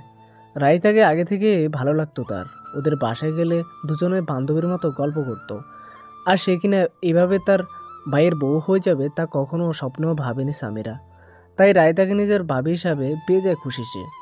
পরিবেশ কিছুটা নীরব হতেই হঠাৎ দিলরা বেগম বলে ওঠেন, আজকে কেন অফিস যাচ্ছিস তুই? বলেছিলাম না এই কয়দিন অফিসে না যেতে? এভাবে বললেই তো আর হয় না মা। আমার অবর্তমানে সব কিছু কীভাবে চলছে, কর্মচারীরা ঠিকভাবে কাজ করছে কিনা তা জানা আমার কর্তব্য। নিজে গিয়ে সব কিছু দেখে না আসা পর্যন্ত আমি শান্তি পাবো না। তাই বাধা দিও না আমায়।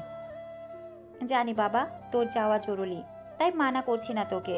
শুধু এই জন্যই বলছিলাম যে বেআইনরা ফোন দিয়েছিল আমায় সকালে। দুপুরে দাওয়াত দিয়েছেন তাদের বাসায়। আমাদের সাথে নতুন জামাই হিসাবে তো তোকে যেতেই হবে। সব বুঝেছি মা, কিন্তু আমার যেতে ইচ্ছে করছে না, কারণটা তুমিও জানো। আলগোছে কথাগুলো বলে ফোঁস করে এক দীর্ঘশ্বাস ফেলল স্বপ্নীল। ভালো লাগছে না তার কোনো কিছু। এরই মাঝে সামিরা ব্রেকফাস্ট শেষ করে হাত ধোয়ার জন্য উঠে যেতেই ওর মা বলে ওঠেন, দেখ বাবা, আমি জানি তোর হয়তো এখন কিছুটা অস্বস্তি লাগবে ওখানে যেতে, কিন্তু তোর মনে রাখতে হবে তুই এখন বিবাহিত। আমি তোকে যেভাবে রাজি করি না কেন, তুই কিন্তু নিজের মুখে সজ্ঞানে রাহিকে কবুল বলে নিজের বউ হিসাবে স্বীকার করেছিস। তাই মেয়েটা এখন তোর দায়িত্ব। একই সাথে ওই বাড়ির প্রতিও তোর কিছু দায়িত্ব আছে না বাবা? মায়ের কথা একবার পাশ ফিরে রাইতের দিকে তাকালো স্বপ্নীল। সেও একইভাবে ওর মায়ের দিকে তাকিয়ে আছে। এরই মাঝে দিলেরা বেগমের একটা কথা বারবার মাথায় ঘুরপাক খেতে লাগলো স্বপ্নিলের। তুই নিজ মুখে সজ্ঞানে ওকে নিজের বউরূপে কবুল করেছিস, এটা অস্বীকার করার উপায় নেই। কি এমন ছিল সে কথায় কে জানে। আনমনে মাথা নাড়িয়ে শ্বশুরবাড়ি যাওয়ার জন্য রাজি হয়ে গেল স্বপ্নিল। মাকে জিজ্ঞেস করলো, কখন যেতে হবে? দুপুরে। একটু আগেই যাবনি না হয়? খাওয়ার সময় গেলে কেমন দেখায়? তুই অফিসে যত দ্রুত পারিস চলে আসিস, কেমন? আচ্ছা মা, আসি তাহলে। রাইতা সবকিছু চেয়ে চেয়ে দেখলো শুধু। যদিও সে এখানে বসেছিল, তবু কি ওকে একবার বলে চলে যাওয়া যেত না? নাকি স্বপ্নের লোকে বলে যাওয়ার প্রয়োজনটুকুও মনে করলো না।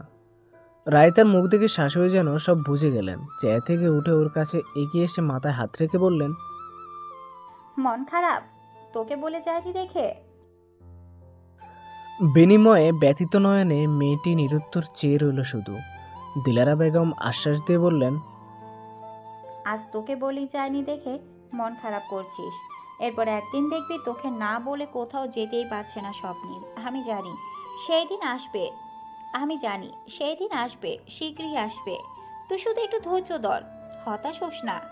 ওর মাঝে পরিবর্তনের বীজ রোপণ হয়ে গেছে, তুই শুধু একটু একটু করে তোর ভালোবাসার পানি দে, এরপর স্বপ্নিলের ভালোবাসার ফল শীঘ্রই ভোগ করবি তুই। তার কথা রাইতা কি বলবে ভেবে পেল না। এখন মিথ্যা আশ্বাস বাসা বাঁধতে চায় না মনে। সব কিছু কেমন যেন দায়সারা লাগছে তার কাছে। তবুও কিছু বলতে যাবে, এর মাঝে সামিরা আসে সেখানে। তাদের দুজনকে দেখে একগাল হেসে বলে, একা একা কি গল্প হচ্ছে শাশুড়ি বৌমার? আমাকেও একটু বলো কেউ। তোর না কলেজের সময় পার হয়ে যাচ্ছে, স্বপ্নিল বাহিরে অপেক্ষা করছে, তোকে ড্রপ করে দেবে, জলদি যা। ওকে তা দিয়ে বলে দিলারা বেগম। দ্রুত পায়ে দরজায় যেতে যেতে সামিরার আওয়াজ, ভালো কথা মনে করে দিয়েছো মা। তোমার ছেলের যে মেজাজ হয়েছে আজকাল, দেখা যাচ্ছে এখন না গেলে আমায় রেখেই চলে যাবে ভাই। সামিরা চলে যেতেই মুখ খোলে রাহিতা। কণ্ঠ স্বাভাবিক করে শাশুড়িকে বলে, রুমে যাই মা, আম্মু ফোন দিয়েছিল একটু আগে। রুমে যাওয়ার আগেই কেটে যাওয়ায় ধরতে পারিনি। আমি কল ব্যাক করে কথা বলবো এখন। হ্যাঁ অবশ্যই রাহি, জলদি যা। আর বেআইনকে বলে দিস তার জামাইও যাচ্ছে আমাদের সাথে। ওনার কথা মাথা নেড়ে রুমের উদ্দেশ্যে প্রস্থান করে রাহিতা। দিন আরম্ভের ব্যস্ততায় সবাই চলে যায় যে যার কাজে। আয়নার সামনে দাঁড়িয়ে শাড়ি কুচি ঠিক করছিল রাহিতা। পেছনেই বিরক্ত হয়ে দাঁড়িয়ে আছে স্বপ্নিল। না মেয়েটা নিজে জলদি রেডি হচ্ছে, না আয়নার সামনে থেকে সরে ওকে রেডি হতে দিচ্ছে। কিন্তু রাহিতা যে চাইলেও তাড়াতাড়ি করতে পারছে না, সেটা স্বপ্ননীলকে বোঝাবে কে? জামদানি নতুন শাড়ি হয়, কুচির অংশ এলোমেলো হয়ে যাচ্ছে বারবার। এদিকে ওদের বের হওয়ার সময় হয়ে গেল বটে। অতিষ্ঠ হয়ে শেষমেশ স্বপ্নিল বাহু টেনে ওকে সরিয়ে দিল ড্রেসিং টেবিলের সামনে থেকে। হঠাৎ এমনটা হওয়ায় দুঃখ পেল রাহিতা। এদিকে কুচি ঠিক করতে পারছে না, তার মধ্যে না দেখে সে কিভাবে শাড়ি পরবে এখন। চোখ মুখে আদার নামিয়ে শাশুড়ির রুমের দিকে যেতে ধরতেই তার পথ রুখে দাঁড়ায় স্বপ্নিল। এতক্ষণে চোখ তুলে ওর দিকে তাকাতেই সে চুপচাপ নিচে বসে পড়ে হাঁটু পেড়ে। যতক্ষণে বিস্ময়ের রেশ কাটিয়ে উঠছিল, ততক্ষণে স্বপ্ননীলের আওয়াজে হুঁশ ফিরে আসে ওর। ভালো করে ধরে থাকো, কুচি নড়বে না একদম। গলায় আটকে যাওয়া শ্বাস রোধ করে কোনো মতে হাতে কুচি ধরে দাঁড়িয়েছিল রাহিতা। স্বপ্নিল মনোযোগ দিয়ে ওর শাড়ি কুচি ঠিক করে দিচ্ছে। এই বিস্ময়ের যেন রেশ কাটিয়ে উঠতেই পারছে না সে। এখন যে কেউ এলে স্বপ্নিলকে দেখলে ভাববে ওদের মাঝে স্বাভাবিক সম্পর্ক বিদ্যমান। এই মুহূর্তে স্বপ্নিলকে নিজের অজান্তে পরদস্ত স্বামীর মতো আচরণ করছে, তা কি সে জানে? নিজের ভাবনায় নিজেই শিউরে উঠে রাহিতা। খানিক বাদেই ওর ভাবনা চিন্তার মাঝে কাজ শেষ করে ওর হাতের কুচি ঠিকভাবে ধরিয়ে দিয়ে স্বপ্নিল বলল, এইটুকু কাজ ঠিক মতো করতে পারো না? নিজেরও সময় নষ্ট করলে সাথে আমারও। ভালোভাবে শাড়ি পরতে না পারলে মায়ের কাছে যেতে। আয়নার সামনে দাঁড়িয়ে ঢং করছিলে কেন? মেয়ে মানুষ মানেই ভেজাল, চত্ব সব। গটগট করে এসব কথা বলে এক মনে আয়নায় তাকিয়ে ব্রাশ দিয়ে নিজের চুল আঁচড়াতে লাগলো স্বপ্নিল। ওর কথাবার্তায় এতক্ষণে কিছুটা স্বাভাবিক হয়েছে রাহিতা। জিভ দিয়ে সূক্ষ্ম ঠোঁট বেজিয়ে আচমকা বলে উঠল, শুনুন, একটা কথা বলার ছিল। হুম। আয়না তাকিয়ে একদিনে নিজ কাজ করতেই জবাব দিল স্বপ্নিল। কোনোরূপ ভূমিকা ছাড়াই রাহিতা বলল, আমার মা বাবার সামনে আমার সাথে স্বাভাবিক আচরণ করবেন প্লিজ। এমন কিছু বলবেন না যেন তাদের মনে হয় আমাদের মাঝে স্বামী স্ত্রীর স্বাভাবিক সম্পর্ক নেই। এই অনুরোধটা রাখবেন প্লিজ। আচমকা রাইতার এমন প্রশ্নে পেছন ঘুরে স্বপ্নেল। এভাবে অদ্ভুত দৃষ্টিতে তাকিয়ে থাকায় কিছুটা অস্বস্তিতে পড়ে মেয়েটি, কিন্তু ও পুনরায় কিছু বলার আগে পাঞ্জাবির বোতাম লাগাতে লাগাতে স্বপ্নেলের উত্তর। তুমি না বললেও আমি ওখানে যেয়ে এমন কিছু বলতাম না। তাদের সাথে ভালো আচরণই করতাম, কারণ তাদের তো কোনো দোষ নেই এখানে। তারা তো কিছু জানেই না, তাই এটা আমায় বলার প্রয়োজন নেই। এটুকু কমন সেন্স আছে আমার মাঝে, বুঝেছো? স্বপ্নিলের কথা মনে মনে স্বস্তি পেলেও একটা কথা শুনে প্রশ্ন না করে পারে না সে। মুখ ফসকে অবশেষে বলেই ফেলে, তাহলে তো আমার ক্ষেত্রেও বিষয়টা একই রকম, তাই না? আমিও তো কিছুই জানতাম না, আমারও তো কোনো দোষ নেই। তবে কেন আমার সাথে আপনারা তো ঠান্ডা আচরণ? মাত্র পাঞ্জাবির বোতাম লাগানো শেষ করতেই এমনও প্রশ্নের সম্মুখীন হয়ে কিছুটা থমকে যায় স্বপ্নিল। এক দৃষ্টিতে চেয়ে থাকে ওর সামনে দাঁড়িয়ে থাকা ছলছল চোখের রাহিতার দিকে। এ চোখের ভাষা অস্পষ্ট, যেন অনেক কিছু জবাব চাইছে স্বপ্নিলের কাছে, নিজেদের অধিকার চাইছে তার থেকে। কিছুক্ষণ সে মায়াবী চোখে তাকিয়ে পলক সরিয়ে নেয় স্বপ্নিল। এ কেমন যন্ত্রণায় পড়ল সে। বেশ কিছুক্ষণ হলো পরিবেশ নীরব। কিছুক্ষণ আগে রাইতার করা প্রশ্নটির কোনো সঠিক জবাব দিতে অক্ষম হওয়ায় স্বপ্নিল আপাতত নিরুত্তর থাকাই বেছে নিয়েছে। এই দুদিনে তার থেকে এরূপ প্রতিক্রিয়ার অভ্যস্ত হয় রাইতা মন ক্ষুণ্ণ হলেও এবার সেটাকে বিশেষ পাত্তা দিল না, বরং এক পলক স্বপ্নিলের দিকে চেয়ে থেকে বলল, আচ্ছা ঠিক আছে, জবাব দিতে হবে না। এখন নিচে চলুন, মা অপেক্ষা করছেন। এবার মাথা নাড়িয়ে তাতে সায় দিয়ে ওর পিছু পিছু নিচে নামলো স্বপ্নিল। মুখে প্রকাশ না করলেও মনে মনে তাকে উত্তর দিতে জোর না করায় রাইতার প্রতি কৃতজ্ঞ হলো সে। মেয়েটাকে বিয়ের আগে বেশ চঞ্চল বলে জানতো সে, অথচ সেই মেয়েটাই তার সাথে বিয়ের পর তার প্রতি এত ধৈর্যশীল আচরণ কীভাবে করছে তা ইদানিং বেশ ভাবাচ্ছে তাকে। নিচে দাঁড়িয়ে আছেন দিলারা বেগম, তার পাশে সেজেগুজে রেডি হয়ে আছে সামিরা। ওদের দুজনকে সিঁড়ি দিয়ে নামতে দেখে সে খুশিতে গদগদ হয়ে বলল, মাশাআল্লাহ ভাইয়া ভাবি, তোমাদের কত সুন্দর লাগছে একসাথে। তার মধ্যে ম্যাচিং ড্রেস পরেছো, একদম কাপল কাপল লাগছে। সামিরার কথা কিছুটা চমকে একবার নিজের দিকে আরেকবার পাশে দেখানো রাহিতের দিকে তাকায় স্বপ্নিল। তার নীল রঙা পাঞ্জাবির সাথে আকাশি রঙের শাড়ি পরিহিত রাহিতাকে আসলেই মানিয়েছে। এতক্ষণ তো বিষয়টা খেয়ালই করেনি সে। অবশ্যই খেয়াল করবে কিভাবে, নিজের বউকে ঠিকভাবে কখনো লক্ষ্যই যে করে না সে। আনমনে কথাগুলো ভাবতে ভাবতেই স্বপ্নিল খেয়াল করে রাহিতা পাশ ফিরেছে। যে না চোখে চোখ পড়বে ওই মুহূর্তে বরাবর নেয় হুট করে চোখ ফিরিয়ে নেয় স্বপ্নিল। বাপখানা এমন যেন মেয়েটাকে বুঝতে দেবে না যে তার দিকে সে তাকিয়েছিল এতক্ষণ। হয়েছে তোদের? সবাই রেডি থাকলে আমরা বের হই, চল। বেশ দেরি হয়ে গেছে এতক্ষণে, বেআইন সাহেবেরা অপেক্ষা করছেন তো। দিলারা বেগমের কথায় তার দিকে তাকায় সবাই। হ্যাঁ, সবাই রেডি, আমরা এখনই বের হব। আমি গাড়ি বের করে আনছি। কথাটা বলে বের হলো স্বপ্নিল। দিলারা বেগমও কাজের মানুষকে বাসা দেখতে বলে রাহিতা সামিরাকে নিয়ে বের হলেন বাসা থেকে। উদ্দেশ্য এখন রাহিতার বাপের বাড়ি। শ্বশুরবাড়ি পৌঁছাতেই জামাই আদর শুরু হয়ে গেল স্বপ্নিলের। শ্বশুর শাশুড়ি থেকে শুরু করে রাহিতার বড় ভাই ছোট বোন কেউ বাদ নেই তার আপ্যায়ন করায়। হরেক রকম ভোজনের আয়োজনের সাথে অন্যান্য আপ্যায়নের কোনো কমতি নেই। এ বাসায় সবার তার প্রতি এত যত্ন দেখে, এত ভালোবাসা থেকে মনে মনে অস্বস্তিতে পড়ে ছেলেটা। নিজেদের মেয়েকে ভালো রাখার দায়িত্ব তার হাতে দিয়েই না তারা এত সেবা যত্ন করছে রাহিতার পরিবার, অথচ তারা তো জানেই না তাদের পেছনে তাদের মেয়ের সাথে কীরূপ ঠান্ডা আচরণ করছে।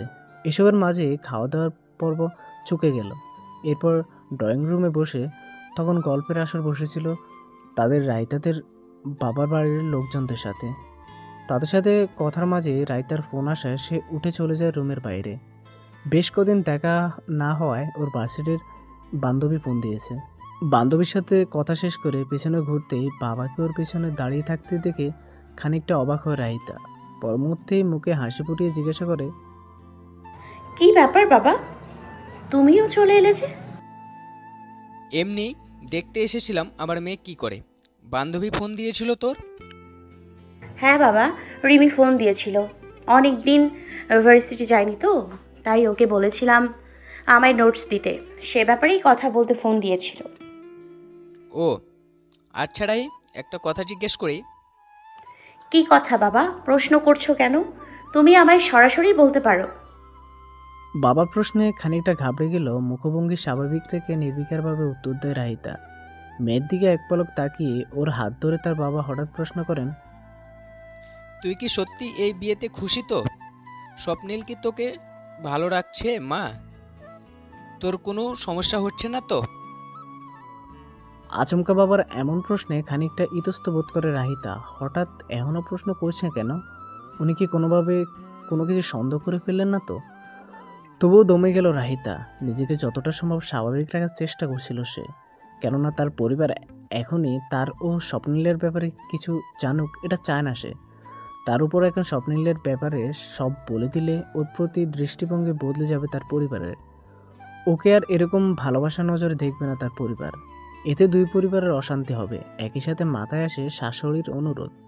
তো সব মিলিয়ে এখন বাবাকে স্বপ্নিল সম্পর্কে কোনো কিছু বলতে মন সায় দিল না রাহিতার।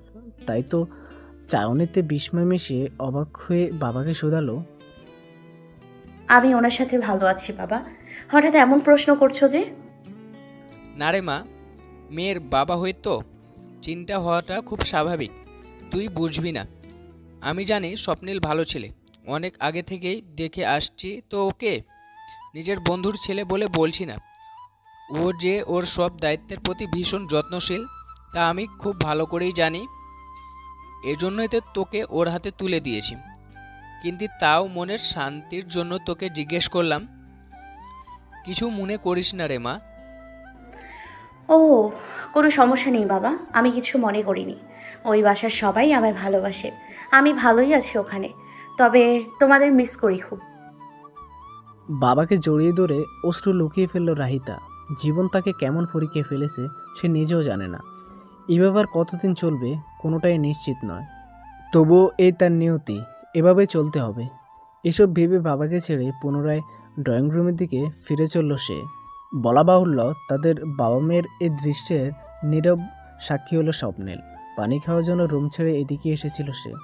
বাবা মেয়েকে দেখে অন্যদিকে পা বাড়ানোর আগে হঠাৎ নিজ শ্বশুরমশাইয়ের মুখে এমন প্রশ্ন শুনে সে থমকে যায়। কারো কথা চুপিসারে শোনার অভ্যাস না থাকলেও এই ক্ষেত্রে সে শুনতে বাধ্য হয়। পা জোড়া নিচ থেকে থেমে যাওয়ায় নীরবে শ্রবণ করে সবকিছু। রাহিতার উত্তরের একই সাথে বিস্ময়, অপরাধবোধ ও খানিকটা ক্ষোভ জমে তার অন্তরে। বিস্ময়ের কারণ, সুযোগ থাকা সত্ত্বেও কেন রাহিতা তার পরিবারকে সব বলছে না? অপরাধবোধের কারণ সে নিজেই। যে পরিবার তার প্রতি এত বিশ্বাস করে, যে মেয়েটা তার অনুপস্থিতিতে তার সম্মান রক্ষা করেছে, তাকে যে চেয়েও ভালো রাখতে পারছে না সে। আর ক্ষোভের কারণটা অজানা। সে চাইছিল রাহিতা সব কিছু বলে ওর থেকে মুক্তি পাক, ওর একটা সুখের জীবন হোক। কিন্তু মেয়েটা কেন নিজে ভালো বুঝছে না, এটাই স্বপ্নিলের প্রশ্ন। পা ঘুরিয়ে অন্যদিকে যাওয়ার আগেই শ্বশুরের ডাকে থেমে যায় স্বপ্নিল। পিছন ঘুরতেই হাস্যোজ্জ্বল রাহিতার বাবাকে দেখে সে নিজেও সৌজন্যমূলক হাসে। এরই মাঝে তার দিকে এগিয়ে এসে তার কাঁধ চাপড়ে রাহিতার বাবা বলেন, আমার মেয়েটাকে এভাবে আজীবন ভালো রেখো বাবা। ও ওপর দিয়ে একটু চঞ্চল হলেও মনের ভেতর খুব নরম। ওকে কখনো কষ্ট দিও না। শ্বশুরের এমন কোমল কণ্ঠে খানিকটা বিচলিত বোধ করে স্বপ্নিল। জোরপূর্বক মুখে হাসিটা নিয়ে বলে, আপনি চিন্তা করবেন না আঙ্কেল, আমি সবসময় ওর খেয়াল রাখার চেষ্টা করব। কিন্তু আঙ্কেল কিসের? হ্যাঁ, আমি এখন তোমার বাবা হই, কিন্তু বাবা বলে ডাকবে আমায়। জি বাবা, ঠিক আছে। এভাবে কেটে গেল কিছু সময়। তখন শ্বশুরকে এক প্রকার মিথ্যা আশ্বাস দিয়ে কেটে পড়ল। খানিকটা বাদে শরীর খারাপ লাগার বাহানা দিয়ে সবাইকে নিয়ে বাসায় চলে আসে স্বপ্নিল। তবে তার বাসায় আসার প্রকৃত কারণটা সকলের অজানায় থেকে গেল। ফ্রেশ হয়ে সবেমাত্র ওয়াশরুম থেকে বেরিয়েছে রাহিতা। ঠিক এমন সময় তার সামনে এসে দাঁড়ায় স্বপ্নিল। হঠাৎ এভাবে তাকে দাঁড়াতে দেখে ভ্রু কুঁচকে তাকায় রাহিতা। তবুও কিছু না বলে পাশ কেটে চলে যেতেই বাধা দেয় স্বপ্নিল। ওর হাত ধরে থামিয়ে দেয়। এক মুহূর্ত সে হাতের দিকে তাকিয়ে ছাড়াতে উদ্যত হতেই আরেকটা বল প্রয়োগ করে ওকে আচমকা দরজার সাথে চেপে ধরে স্বপ্নিল। হঠাৎ ছেলেটার এমন অদ্ভুত আচরণে অবাক হলেও মুখে প্রকাশ করে না রাহিতা। যথাসম্ভব গাম্ভীর্যের সাথে চোখে চোখ রেখে প্রশ্ন করে, কি সমস্যা? এমন করছেন কেন? সমস্যা আমার নাকি তোমার? আমিও বুঝতে পারছি না, বোঝাও আমায়। আপনি তো আটকে রাখলেন আমায়। হুট করে আবার জিজ্ঞেস করছেন আমার সমস্যা কি? বলছি বেশি আদর যত্ন পেয়ে মাথার তার কি উল্টাপাল্টা হয়ে গেছে নাকি? এবার রাহিতার কথা এতক্ষণ আর চাপা ক্ষোভে ভাটা পড়ে স্বপ্নিলের। নিজেকে আর সামলাতে পারে না সে। আচমকা ধমকের সুরে বলে ওঠে, ও রিয়েলি? আমার মাথা নষ্ট নাকি তোমার, সেটা আমিও বুঝতে পারছি না। তখন কেন তোমার বাবাকে বললে না সব কিছু? তিনি যখন জিজ্ঞেস করলেনি তখন তো সুযোগ ছিল তোমার কাছে আমার থেকে মুক্তি পাওয়ার। তবে কেন বললে না তাকে যে আমার সাথে সুখে নেই তুমি? হ্যাঁ, জবাব দাও, কেন এমন নাটক করছো? এবার স্বপ্নিলের এমন আচরণের মানে বুঝতে পারে রাহিতা। বিস্ময়ের ঢেউ খেলে যায় তার চোখে মুখে। অবাক হয়ে প্রশ্ন করে, আপনি সব শুনেছিলেন? অন্যের কথা শুনতে হয় না, আপনি জানেন না? এবার রাহিতার কথায় মুখ অন্যদিকে ঘুরিয়ে নেয় স্বপ্নিল। সামান্য কেশে তীক্ষ্ণ স্বরে বলে, আমি ইচ্ছে করে শুনতে যাইনি, বুঝেছো? পানি খেতে গিয়েছিলাম, তখন কানে আসে আর শুনে ফেলি। কিন্তু জীবন তোমাকে সুযোগ দিচ্ছে আমার থেকে দূরে যাওয়ার। তবে কেন তুমি সেই সুযোগ নিচ্ছ না আমি এটাই বুঝতে পারছি না। রাহিতা, তোমার সামনে এখনো পুরো জীবন পড়ে আছে। তুমি চাইলেই এই অনাকাঙ্ক্ষিত সম্পর্ক থেকে মুক্তি নিয়ে দূরে চলে যেতে পারো আমার থেকে। যে সম্পর্কের কোনো নিশ্চিত ভবিষ্যৎ নেই, সেই সম্পর্কে কেন থাকতে চাইছো আমায় বলো। পাগলেও নিজের ভালো বোঝে, আর তুমি কিনা জেনে বুঝে নিজের লাইফের সাথে এমন করছো। হোয়াই? Answer me. মনোযোগের সহিত স্বপ্নিলের প্রতিটি কথা শুনে রাহিতা। ওর কথার বাজে বাজে যে রাহিতার প্রতি সূক্ষ্ম অথচ স্পষ্ট চিন্তা বিদ্যমান তা বুঝতে অসুবিধা হয় না মেয়েটার। সবকিছু বুঝেও রাহিতা এক দীর্ঘশ্বাস পেলে। মন চাইছে ওকে শক্তভাবে জড়িয়ে ধরতে, খুব করে বলতে, ভালোবাসি আমি আপনাকে। তাই তো সবকিছু জেনে শুনো একটা সুযোগ দিতে চাই আপনাকে। আপনার সাথে আমার এই সম্পর্কটাকে মন বিনিময় করতে চাই আপনার সাথে। কিন্তু মনের কথা মুখ ফুটে বেরোলো না। রাইতা চেয়েও কিছু বলতে পারলো না স্বপ্নিলকে। বিষণ্ণ স্বরে চোখ তুলে এক পলক স্বপ্নিলের দিকে চাইল। ওর প্রশ্নবোধক চাউনিকে লক্ষ্য করে প্রশ্ন ছুড়ল, দূরে যাওয়ার হলে কেন নিয়তি আপনাকে আমার কাছে আনলো? কিছু তো কারণ অবশ্যই আছে, তাই না? হয়তো সে উত্তর না জানা পর্যন্ত মুক্তি মিলছে না আপনার আমার থেকে। মানিয়ে নিন। এই কথার পিঠে কিছু বলার ভাষা খুঁজে পায় না স্বপ্নিল। আর মেয়েটা শান্ত নিস্তেজ কণ্ঠস্বর এক অদ্ভুত ঝড় তুলে তার বক্ষ পিঞ্জরায়। আনমনে সেভাবে রাইতার মাঝে কিছু একটা আছে যা সে চেয়েও কখন ইগনোর করতে পারে না। মেয়েটার কথায় হঠাৎ করে যেন বাকরুদ্ধ হয়ে পড়েছে। রাইতার মতো সেও যে নিয়তির কাছে জবাব চায়। কেন ভাগ্য তার ছন্নছাড়া জীবন নিয়ে এসেছে মেয়েটাকে? প্রশ্নের উত্তরটা যে সে নিজেও জানতে চায়। সময় ও স্রোত কখনো কারোর জন্য থেমে থাকে না, কেটে যায় চোখের পলকে। হলো ঠিক তাই। দেখতে দেখতে স্বপ্নিল ও রাহিতার জীবন থেকে চলে গেল আরও সপ্তাহ কয়েক সময়। বিয়ের প্রায় মাসখানেক হতে চলার পরও স্বপ্নিল এখনও রাহিতার সাথে খুব বেশি সহজ হতে পারেনি। একটু একটু হয়েছে, তবে সে যে চেষ্টা করেনি তা নয়। স্বপ্নিল চেষ্টা করছে, অনেক চেষ্টা করছে, কিন্তু কেন যেন কোনোভাবেই মানিয়ে নিতে পারছে না রাহিতার সাথে। বারবার মেয়েটার দিকে তাকালে ওর মনে এক অদ্ভুত মায়া জোয়ার সৃষ্টি হয়, কিন্তু এক অজানা বাধায় সে জোয়ারে ভাসতে পারে না সে। যার ফলশ্রুতিতে অপরাধবোধ আরও মাথা চেপে বসে এবং নিজের প্রতি জন্মানো ক্ষোভ মনের অজান্তে মাঝে মধ্যে সে রাহিতার উপর ছাড়ে। রাহিতাও কম যায় না, কখনো ধৈর্য ধরে তো কখনো ওকে ঠিকই উচিত জবাব দিয়ে ছাড়ে। তবে এতদিন তাদের কক্ষের চার দেয়ালের মাঝে এসব ঝগড়াঝাটি হলো, গতকাল ঘটে গেছে এক ভিন্ন ঘটনা। অফিস থেকে বাসা আসছিল স্বপ্নিল। বাসা আসার আগে থেকে কোনো এক কারণে সে অন্যমনস্ক ছিল, যার ফলে এক প্রকার ছন্নছাড়ার মতো ঘরে প্রবেশ করে সে। কিন্তু দুর্ভাগ্যবশত বাড়ি এসে ওই রাগ সে ঝেড়ে ফেলে রাইতার উপর। সে তো ভালো মনে এসেছিল ক্লান্ত স্বপ্নিলকে চা দিতে, কিন্তু উল্টো তাকেই যে এভাবে স্বপ্নিলের রাগের শিকার হতে হবে তা মোটেও ভাবতে পারেনি মেয়েটি।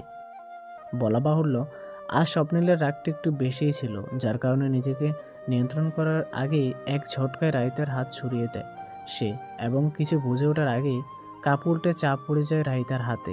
হঠাৎ এমন আক্রমণের ব্যথায় কুকড়ে ওঠে মেয়েটা। মুখ ফসকে বের হয় আর্তনাদ, কিন্তু স্বপ্নিল যেন আজ নিজের হুঁশে নেই। কি করছে না করছে কিছুই জানে না। সেভাবে ইগনোর করে উঠে চলে গেল সেখান থেকে, যেন কোনো দিকে কোনো ধ্যান জ্ঞান নেই তার আজ। স্তম্ভিত রাহিতা কিছু বলার ভাষাও খুঁজে পেল না। এতদিন তো কখনো স্বপ্নিল এমন আচরণ করেনি ওর সাথে, কোনোভাবে আঘাত করেনি তাকে, তবে কেন আজ তাকে ভুলবশত ব্যথা দিয়ে সেটা না দেখে এইভাবে অদেখা করে চলে গেল? ওর ভালো থাকা না থাকা কি তবে কোনো কিছু যায় আসে না তার? দুর্বিষিত মনে ভাবতে থাকে রাহিতা। বেচারের এমনিতে আজ ভীষণ মন খারাপ ছিল সকাল থেকে, তার মধ্যে হুট করে কোনো কারণ ছাড়াই স্বপ্নিলের এমন আচরণ ওর কিছুতেই বোধগম্য হলো না। মনে কষ্টগুলো আর লুকিয়ে রাখার ইচ্ছেও হলো না। হাতে কোনো প্রকার মলম বা কিছু না লাগিয়ে নির্জন কক্ষের মেঝেতে বসে হঠাৎই হু হু করে কেঁদে উঠল সে। আজ চোখের পানিগুলো যেন কিছুতেই বাধা মানছে না তার। ঠিক এমন সময় ওকে অবাক করে দিয়ে রুমে প্রবেশ করলো সামিরা। হাস্যজ্জ্বল সে দরজা খোলা পেয়ে হেলে দুলে রুমে ঢুকে রায়তাকে এভাবে কাঁদতে দেখে বিস্ময়ের চূড়ায় পৌঁছে গেল। এক ছুটে এগিয়ে এসে পাশে বসে পড়ল রাহিতার। আজলায় মুখ তুলে নিয়ে চিন্তিত সুরে জিজ্ঞাসা করলো, ভাবি, কি হয়েছে তোমার? কাঁদছো কেন এভাবে? আচমকা ননদকে এই সময় রুমে দেখে বিস্ময়ে বাকরুদ্ধ রাহিতা কাঁদতে ভুলে গেল কিছুক্ষণের জন্য। বহু কষ্টে নিজেকে থামিয়ে আমতা করে বলল, তুমি এখানে? আসলে আসলে হাতে চা পড়েছে তো, তাই কাঁদছিলাম ব্যথায়। হাতের ব্যথায় অজুহাত করে বোনের সামনে ভাইয়ের খারাপ আচরণের কথা লুকালো সে, কিন্তু এতেও কাজ হলো না। বরাবর চঞ্চল সামিরাকে অত্যন্ত শান্ত দেখাচ্ছে। কিছুক্ষণ ওর লালচে হওয়া হাতের দিকে তাকিয়ে সে নিশ্চুপ কণ্ঠে বলল, ভাইয়া করেছে এটা, তাই না? চমকে উঠে ওর দিকে তাকায় রাহিতা। সামিরা ধরে ফেলেছে তবে এ সত্যকে এখন কিভাবে ধামাচাপা দেবে ভাবার আগে সামিরা আবারও বলল, কি হলো ভাবি, চুপ করে আছো কেন? স্বপ্নিল ভাইয়াই করেছে না? ঠিক বলছি তো আমি? সামিরা, আসলে আমার থেকে কিছু লুকানোর প্রয়োজন নেই ভাবি। আমি তোমাদের রুমে আসার আগে ভাইয়ার চিল্লানোর আওয়াজ পেয়েছিলাম বাইরে থেকে। একান্তই তোমাদের স্বামী স্ত্রীর ব্যক্তিগত ব্যাপার বলে চুপচাপ কেটে পড়েছিলাম। এরপর তোমার চিল্লানোর আওয়াজ শুনে আর ভাইয়াকে বের হতে দেখে ভেবেছি তুমি ভাইয়াকে চুপ করিয়েছো, তাই তো হেসে হেসে আসছিলাম এখানে। কিন্তু তোমায় এভাবে কাঁদতে দেখে আর তোমার হাত দেখে এখন যা বোঝার সব বোঝা হয়ে গেছে আমার। তাই বলছি, আমার থেকে এখন অন্তত কিছু লুকিও না প্লিজ। হতাশ মুখে দীর্ঘশ্বাস ফেলে নরম স্বরে করুণ চোখে রাহিতার গালে হাত রেখে বলল সামিরা। এতক্ষণ চুপ থাকলো বোন সমতুল্য ননদের এমন নরম কথায় ও তার সব জেনে যাওয়ায় নিজের অবাধ্য অনুভূতিগুলো তার দমিয়ে রাখতে পারল না রাহিতা। এতদিন যা সে কারো সামনে করেনি, নিজের কাছাকাছি বয়সী সামিরার সাথে অনায়াসে তা করে ফেলল। ওকে জড়িয়ে ধরে প্রকাশ করলো নিজের মনে লুকায়িত সব দুঃখ। খুলে বলল এতদিন মনের মাঝে জমে থাকা সব কষ্টের ঝুলি। নিজের মনকে হালকা করতে এটুকু যে আজ তার করতেই হবে। এতদিন রাহিতার প্রতি স্বপ্নিলের ঠান্ডা আচরণ টুকটাক লক্ষ্য করলো, তার আজকের আচরণ থেকে অবাক না হয়ে পারল না সামিরা নিজেও। নিজ ভাইয়ের প্রতি রাগ ও রাহিতার সাথে করা এসব আচরণ শুনে লজ্জায় মাথা নিচু হয়ে গেল তার। মেয়েটাকে কিভাবে সান্ত্বনা দেবে ভেবে পেল না সে। রাহিতা বয়সে যে খুব বড় তাও না, ওর চেয়ে বছর দুয়েক বড় হবে হয়তো, কিন্তু এরই মাঝে মেয়েটা জীবনে কেমন সব ঝড়ঝান্ডা চলছে তা বেশ ভাবিয়ে তোলে সামিরাকে। ফলশ্রুতিতে রাহিতাকে সান্ত্বনা দিতে যেয়ে কখন যে তার নিজের চোখের কোণে জল জমেছে সেটা বোধগম্য হয় না সামিরার। নিজেকে প্রস্তুত করে কোনো মতে কান্নারত রাহিতার উদ্দেশ্যে বলল, কাঁদে না ভাবি, শান্ত হও প্লিজ।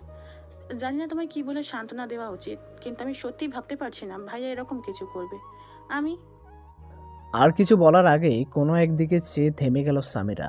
হঠাৎ ওর থেমে যাওয়ায় ওর দিকে চোখ ঘোরাতে তার দৃষ্টি অনুসরণ করে সামনে তাকে স্তব্ধ হয়ে গেল রাহিতা নিজেও। দরজার কাছে ওর শাশুড়ি দাঁড়িয়ে আছেন, আর উনি যে এতক্ষণ তাদের দুজনের কথা শুনেছেন তা ওনার লালচে হয়ে যাওয়া ফর্সা চেহারা স্পষ্ট প্রকাশ পাচ্ছে। রাহিতা সামিরার দৃষ্টি বিনিময়ের মাঝে রুমে প্রবেশ করলেন দিলারা বেগম। রাগের আভা ঠিকরে বের হচ্ছে তার মুখ থেকে। ছলছল নয়নে তার দিকে তাকিয়ে ইতস্তভাবে রাহিতা কিছু বলতে যাবে, তখনই হুট করে এগিয়ে এসে তাকে জড়িয়ে ধরলেন দিলারা বেগম। মাতৃতুল্যে স্নেহের পরশ পেয়ে যেন এতক্ষণের সব কষ্ট অভিমান পুনরায় জেগে ওঠে রাহিতার। নিজেকে আর থামিয়ে না রেখে কষ্টগুলোকে ঝরতে দিল মায়ের আঁচলে। কিছুক্ষণ কাদার পর সে খানিকটা শান্ত হতে চোখের ইশারায় মেয়েকে পানি এগিয়ে দিতে বললেন দিলারা বেগম। সামিরা পানি এগিয়ে দিতে রাহিতাকে খাটে বসিয়ে পানি খেতে দিলেন তিনি। ঢকঢক করে পানি খেয়ে খানিকটা শান্ত হয়ে গেল মেয়েটা। অর্থবর শাশুড়ির দিকে তাকিয়ে নতমস্তকে বলল, মা, আমি বুঝতে পারছিলাম না ওনার কি হয়েছে, হঠাৎ করে আজ তার কি হলো। এই কয়দিনে তো খানিকটা সহজ হচ্ছিলেন উনি, আজ কেন যে এভাবে। কাঁদিস না মা, তুই শান্ত হ। আমায় কিচ্ছু বুঝতে হবে না তোর, যা বোঝার আমি বুঝে গেছি। মানে? মানে আর কি, স্বপ্নিল যে এখনো তোকে মেনে নিতে চাচ্ছে না তা বেশ বুঝতে পারছি। আমি তো ভেবেছিলাম হয়তো একটু একটু করে তোকে মেনে নেওয়া শুরু করেছে স্বপ্নিল, কিন্তু এখন তো দেখছি আমার গদ্ধব ছেলের চাকা ওই এক জায়গাতেই আটকে আছে। তবে ওই আজকের আচরণ আমি একদম আশা করিনি স্বপ্নিলের থেকে। আমি তো কখনোই ওকে এমন শিক্ষা দেইনি। তবে ও কি করে পারলো নিজের বউকে আঘাত করতে? রাগের বশে যা ইচ্ছা তাই করবে নাকি? তোকে বিয়ে করিয়েছি বলে আঘাত করার অধিকারও পেয়েছে নাকি ও? রাগের চোটে ফুঁসে উঠে বললেন দিলারা বেগম। রাইতা চুপচাপ বসে থেকে দেখল তাকে।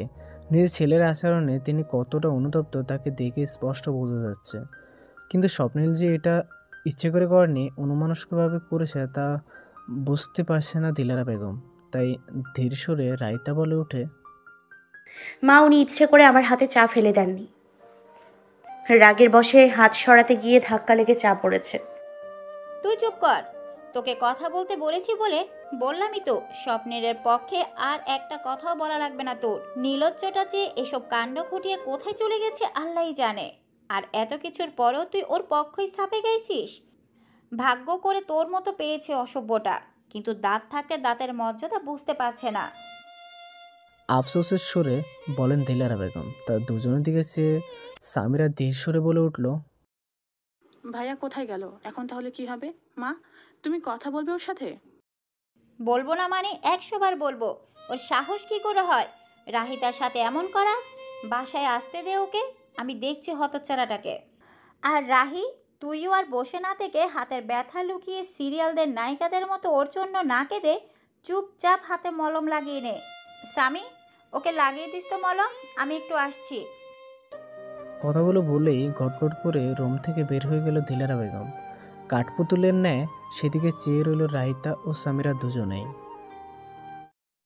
ও রাত করে স্বপ্নেল চলে এলো বাসায়। এ সময় সবাই খাওয়া দাওয়া করে ঘুমানোর কথা, অথচ এই সময় ড্রয়িং রুমের সবাই মাকে বসে থাকতে দেখে খানিকটা অবাক হলো সে। একই সাথে কড়া চোখে ওদিকে তাকিয়ে থাকতে দেখে কিছুটা বিব্রত হলো বটে।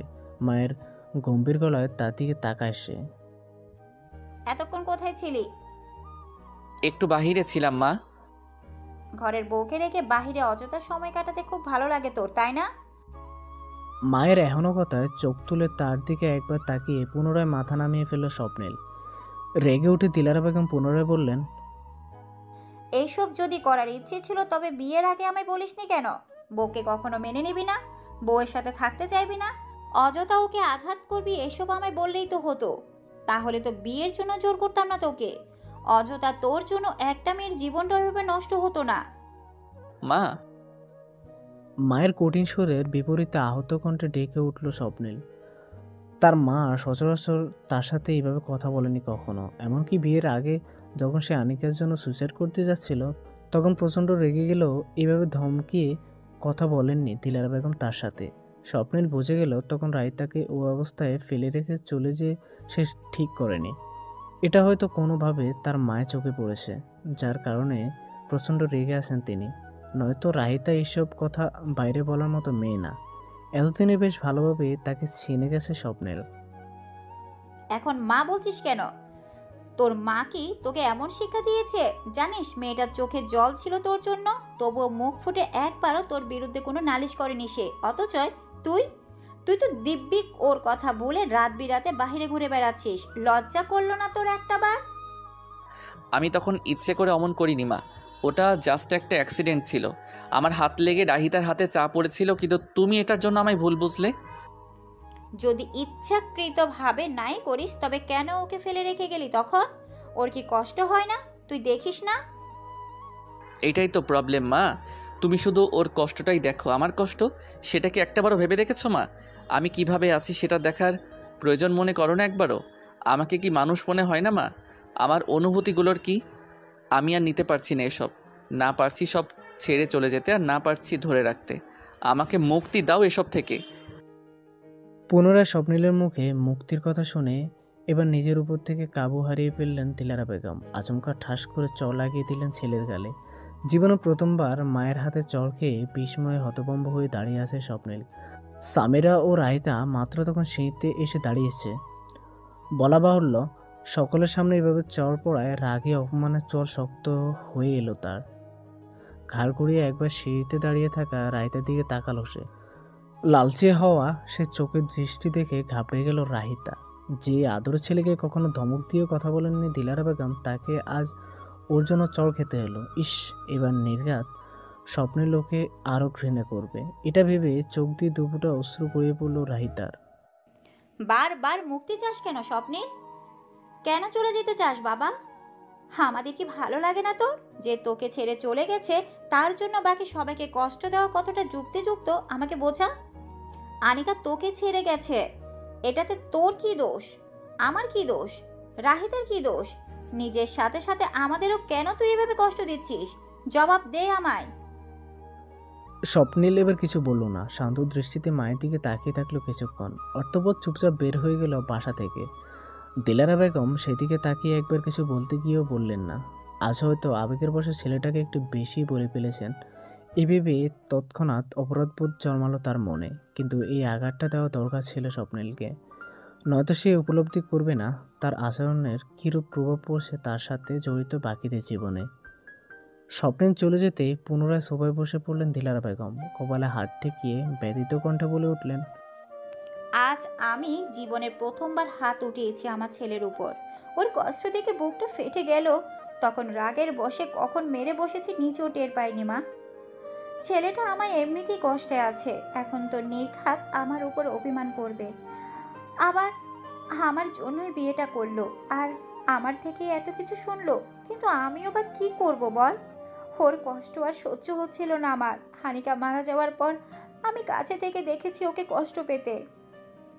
প্রতিদিন রাতে ওর ছাদে একা একা কাটিয়ে দেওয়া, ওর লালচে চোখ আর ছাদে পড়ে থাকা সিগারেটের টুকরোগুলো আমায় রোজ মনে করিয়ে দিত আমার ছেলেটা কতটা নিঃসঙ্গতায় ভুগছে। তাই তো মা হিসাবে ওর জন্য তোকে একটা সঙ্গী নিয়ে আসি আমি। এটা কি আমার ভুল ছিল বল? কিন্তু ছেলেটা আমায় বুঝলো না। এমনিতে আমার উপর চাপা অভিমান ছিল ওর। আজ হয়তো অভিমানের পাল্লাটা আরো ভারী করে দিলাম আমি।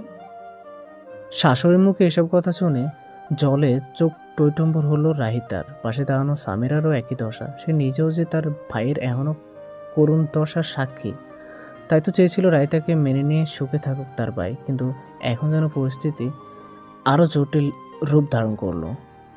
কারো কোনো দোষ নেই, সকলেই যে নিজ নিজ অবস্থান থেকে পরিস্থিতির শিকার। ফলশ্রুতিতে সবাই একে অপরকে ভুল বুঝছে। এই ভুল বোঝাবুঝির তবে জট খুলবে কবে, ভাবার বিষয়। সেদিন অনেক রাত পর্যন্ত অপেক্ষা করার পরও স্বপ্নিল আসেনি। তাই নিরুপায় রাহিতা এক দীর্ঘশ্বাস ফেলে চুপচাপ শুয়ে পড়ল বিছানায়।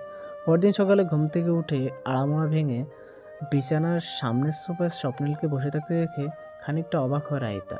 সে সোফায় বসে থেকে এক মনে কী যেন করছিল।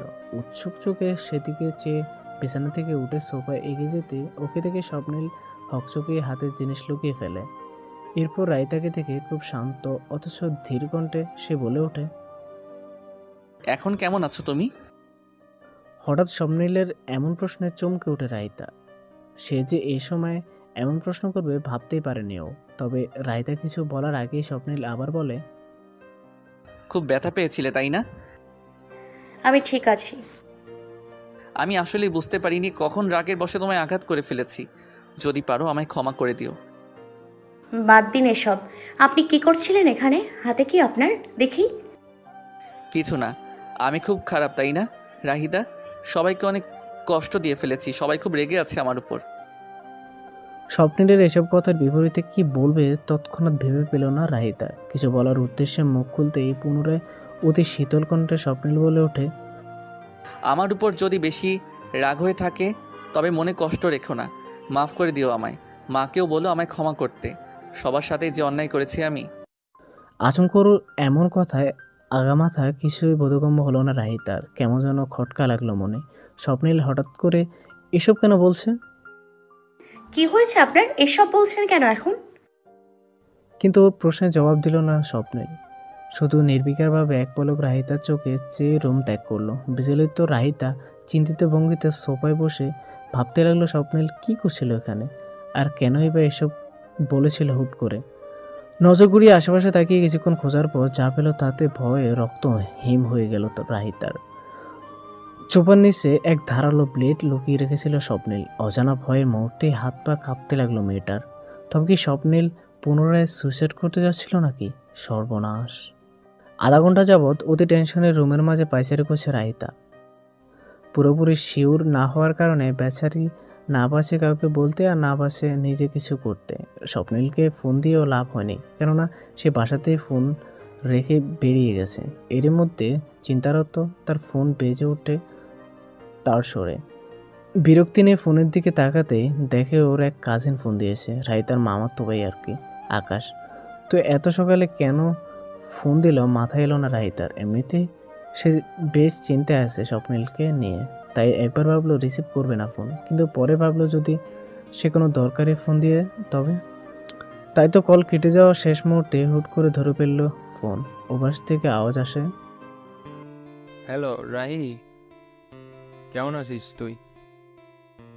এই তো ভালো ভাইয়া, তুমি? আমিও ভালো আছি। কি করিস? কিছুই না, ভাবছিলাম তুমি হঠাৎ এত সকালে ফোন দিলে যে। আরে অফিস আসছিলাম সকালবেলা, রাস্তায় তোর বরকে চোখে পড়লো।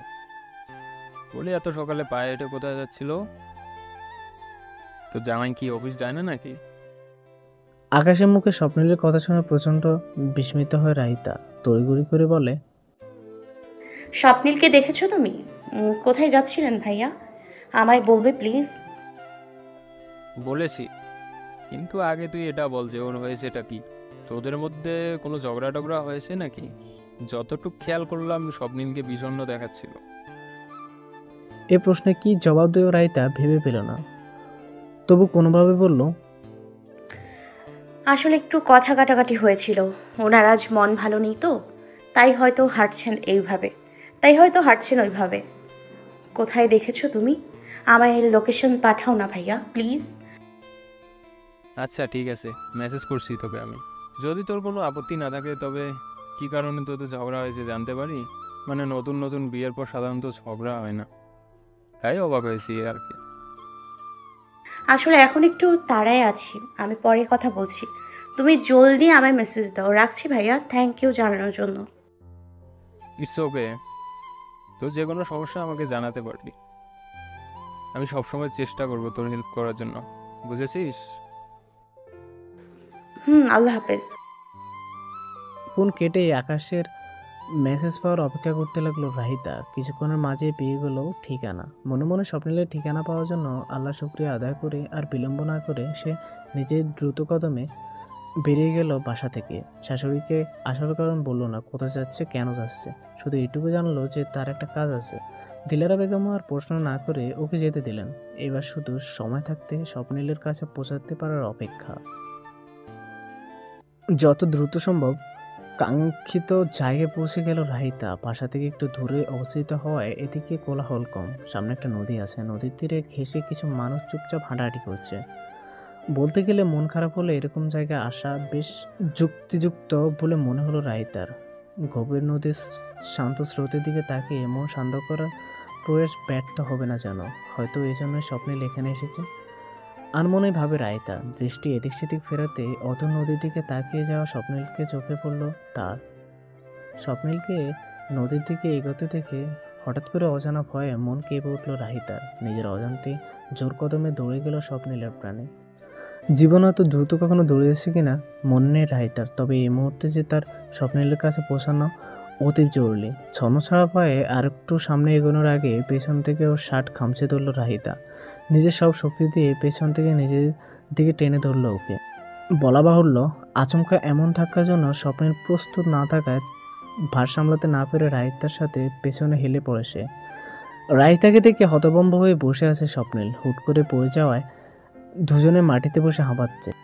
বিস্মিত স্বপ্নিলের মুখ দেখে স্পষ্ট বোঝা যাচ্ছে এই মুহূর্তে এখানে রাহিতাকে আশা করেনি সে।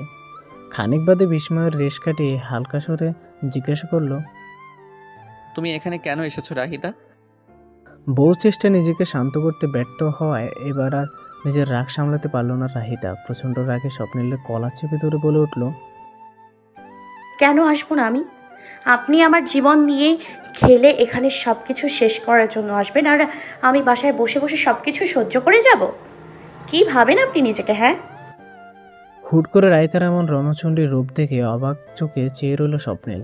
রায়তা যে তার সাথে এইভাবে থমকে কথা বলবে সে স্বপ্নও ভাবেনি। স্তব্ধ সে চুপচাপ চেয়ে রইল শুধু। এর মাঝে ও জবাব না দেওয়ায় ক্ষিপ্ত রায়তা আবারও গর্জে ওঠে, কি হলো? চুপ করে আছেন কেন এখন? এমনি তো আমার সাথে ঝগড়া করার সময় মুখে খই ফুটে আপনার, তবে এখন কেন এত নীরবতা? কোন সাহসে এই সিদ্ধান্ত নিয়েছিলেন আপনি? আমাদের অনুভূতির কোনো মূল্য নেই আপনার কাছে? আমার কথা তো বাদই দিলাম, অন্তত একটা বার আপনার মা, বোন এবং আপনার সাথে জড়িত মানুষদের কথাও কি আপনার মাথায় এলো না? বলুন। কাঁদতে কাঁদতে স্বপ্নিলের কলা ঝাঁকিয়ে পুনরায় চেঁচিয়ে প্রশ্ন করে রাহিতা। স্বপ্নিল কিছুটা সময় নেয় স্থির হতে। যখন ওর বুঝে আসে রায়তা কি মনে করছে, তখন চোখ বন্ধ করে নিজেকে কোনো রকমে স্বাভাবিক করে সে। অর্থপর লালচে চোখ জোড়া খুলতেই চোখাচোখি হয় একজোড়া টলমলে অশ্রুসিক্ত চোখের সাথে। হঠাৎ করে স্বপ্নিল কি হয় সে জানে না। এতক্ষণের নিস্তবতা ভেঙে অবশেষে মুখ খুলে বলে, তুমি যা ভাবছো তা নয়। আমি চুপ করুন আপনি। আমি সব বুঝেছি। আপনি কি করতে এসেছিলেন? সোফার নিচে ব্লেড দেখেছি আমি, আর এখানে নির্জনে গভীর নদীর তীরে আপনি কেন হেঁটে যাচ্ছিলেন সেটাও বুঝেছি। আমার কাছে মিথ্যে বলে লাভ নেই, বুঝেছেন? আমি সব বুঝি। আবারও রাগ দেখিয়ে ধরে রাখা কলারে খানিকটা বল প্রয়োগ করে বলে রাহিতা। ওর ক্ষোভ দেখে মনে মনে খানিকটা হাসে স্বপ্নে, একই সাথে অবাকও হয়। সত্য বাধ্যগত মেয়েটা ওর চিন্তায় কিভাবে দৌড়ে এসেছে এখানে, আবার রীতিমতো বউর অধিকারে ওকে ঝাড়ছেও এইভাবে। আর চোখে আশেপাশে তাকিয়ে এবার আস্তে ধীরে নিজের কলার থেকে রাহিতার হাত সরিয়ে নেয় স্বপ্নের। তাতে মন ছোট করে খানিকটা দমে গেল। পরমুহূর্তে স্বপ্নিলের আচরণের কারণে অবাক না হয়ে পারে না সে।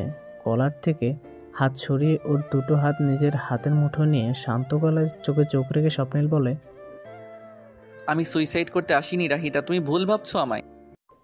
এবার বিস্ময়ে চোখ ভরভর করে তাকায় মেয়েটা। বলছে কি স্বপ্নিল? যদি সে উদ্দেশ্যে না আসে তবে সকাল থেকে এমন অদ্ভুত কথাবার্তা ও আচরণ করছে কেন? আর হুট করে এখানে এলো কেন? ওর মনে বইতে থাকা প্রশ্নের ঝড় ওর মুখভঙ্গিতে দৃশ্যমান হওয়া স্বপ্নিলের বুঝতে অসুবিধা হয়নি রাইতার ভেতরে কী চলছে। তাই ওর হাত দুটো ছেড়ে এক দীর্ঘশ্বাস ছেড়ে মিহি কণ্ঠে সে বলে, তুমি যখন এসেছোই তখন আর কিছু লুকাবো না তোমার থেকে। আজ সব খুলে বলবো তোমায়। অনেক লম্বা কাহিনী, হয়তো তোমার খারাপও লাগবে শুনতে। তোমার কি সময় হবে? এ প্রথম স্বপ্নিলের নরম আচরণে বুকের ভেতর অদৃশ্য ঝড় উঠে রাহিতার। সে পারে না ওকে মুখ ফুটে বলতে, আপনার জন্য আমার সারা জীবন সময় হবে স্বপ্নিল। এটা কি জিজ্ঞাসা করা লাগে? তবে মুখে কুলো পেটে বাধ্য মেয়ের ন্যায় উৎসুক চোখে মাথা নেড়ে মতামত জানায় সে। কেননা সে নিজেও চায় স্বপ্নের লোকের সব খুলে বলুক, ওর থেকে কোনো কিছুই গোপন না করুক, ওর সাথে নিজের অনুভূতি ভাগাভাগি করুক। তাই তো দুরু দুরু বুকে স্বপ্নিলের প্রাণে চেয়ে থাকে রাহিতা। হয়তো এবার সৃষ্টিকর্তা ওটাকে সাড়া দিয়েছেন। তবে মানুষ স্বভাবতই সঙ্গপ্রিয় প্রাণী। যে কোনো পরিস্থিতিতে কারো সঙ্গ পেলে, নিজের পাশে কাউকে পেলে কঠিন থেকে কঠিনতার ব্যক্তিরও মন গলতে বাধ্য। স্বপ্নিলও তার ব্যতিক্রম নয়। বাহ্যিকভাবে কঠিন খোলসের আড়ালে তার যে একটা কোমল স্বতঃস্ফূর্ত হৃদয় আছে তা সে ভুলেই গিয়েছিল প্রায়। রায়তার সান্নিধ্যে আজ তা খোলসা ছেড়ে বাইরে বেরিয়ে এসেছে। এতদিনে লুকিয়ে রাখা বিন্দু বিন্দু কষ্টগুলো মুষলধারে বর্ষিত হয়েছে চোখের কোঠরে। সেভাবেই সে বলল, আমার কেউ নেই রাহিতা, আমায় ভালোবাসার কেউ নেই। আমার আর ভালো লাগছে না কোনো কিছু। জীবনের এই অদ্ভুত পরিণতি আমি মেনে নিতে পারছি না। যেন আমি যাকেই মনে প্রাণে ভালোবাসি, যার উপর নির্ভর করা শুরু করি, সেই আমায় ছেড়ে চলে যায়। প্রথমে বাবার উপর নির্ভরশীল ছিলাম, সে আমার উপর সব দায়িত্বের বোঝা চাপিয়ে অসময়ে চলে গেল আমাদের জীবন থেকে। যেই বয়সে ভার্সিটিতে ছেলেরা আড্ডা দেয়, হই হুল্লোড় করে, সে সময় ক্লাস শেষে বাবার ব্যবসা সামলাতে ছুটতে হয়েছে আমায়। এরপর যখন ধীরে ধীরে জীবন গুছিয়ে উঠছিল, আমি গ্র্যাজুয়েশন কমপ্লিট করলাম। তখন প্রেম বিনিময় হয় আনিকার সাথে।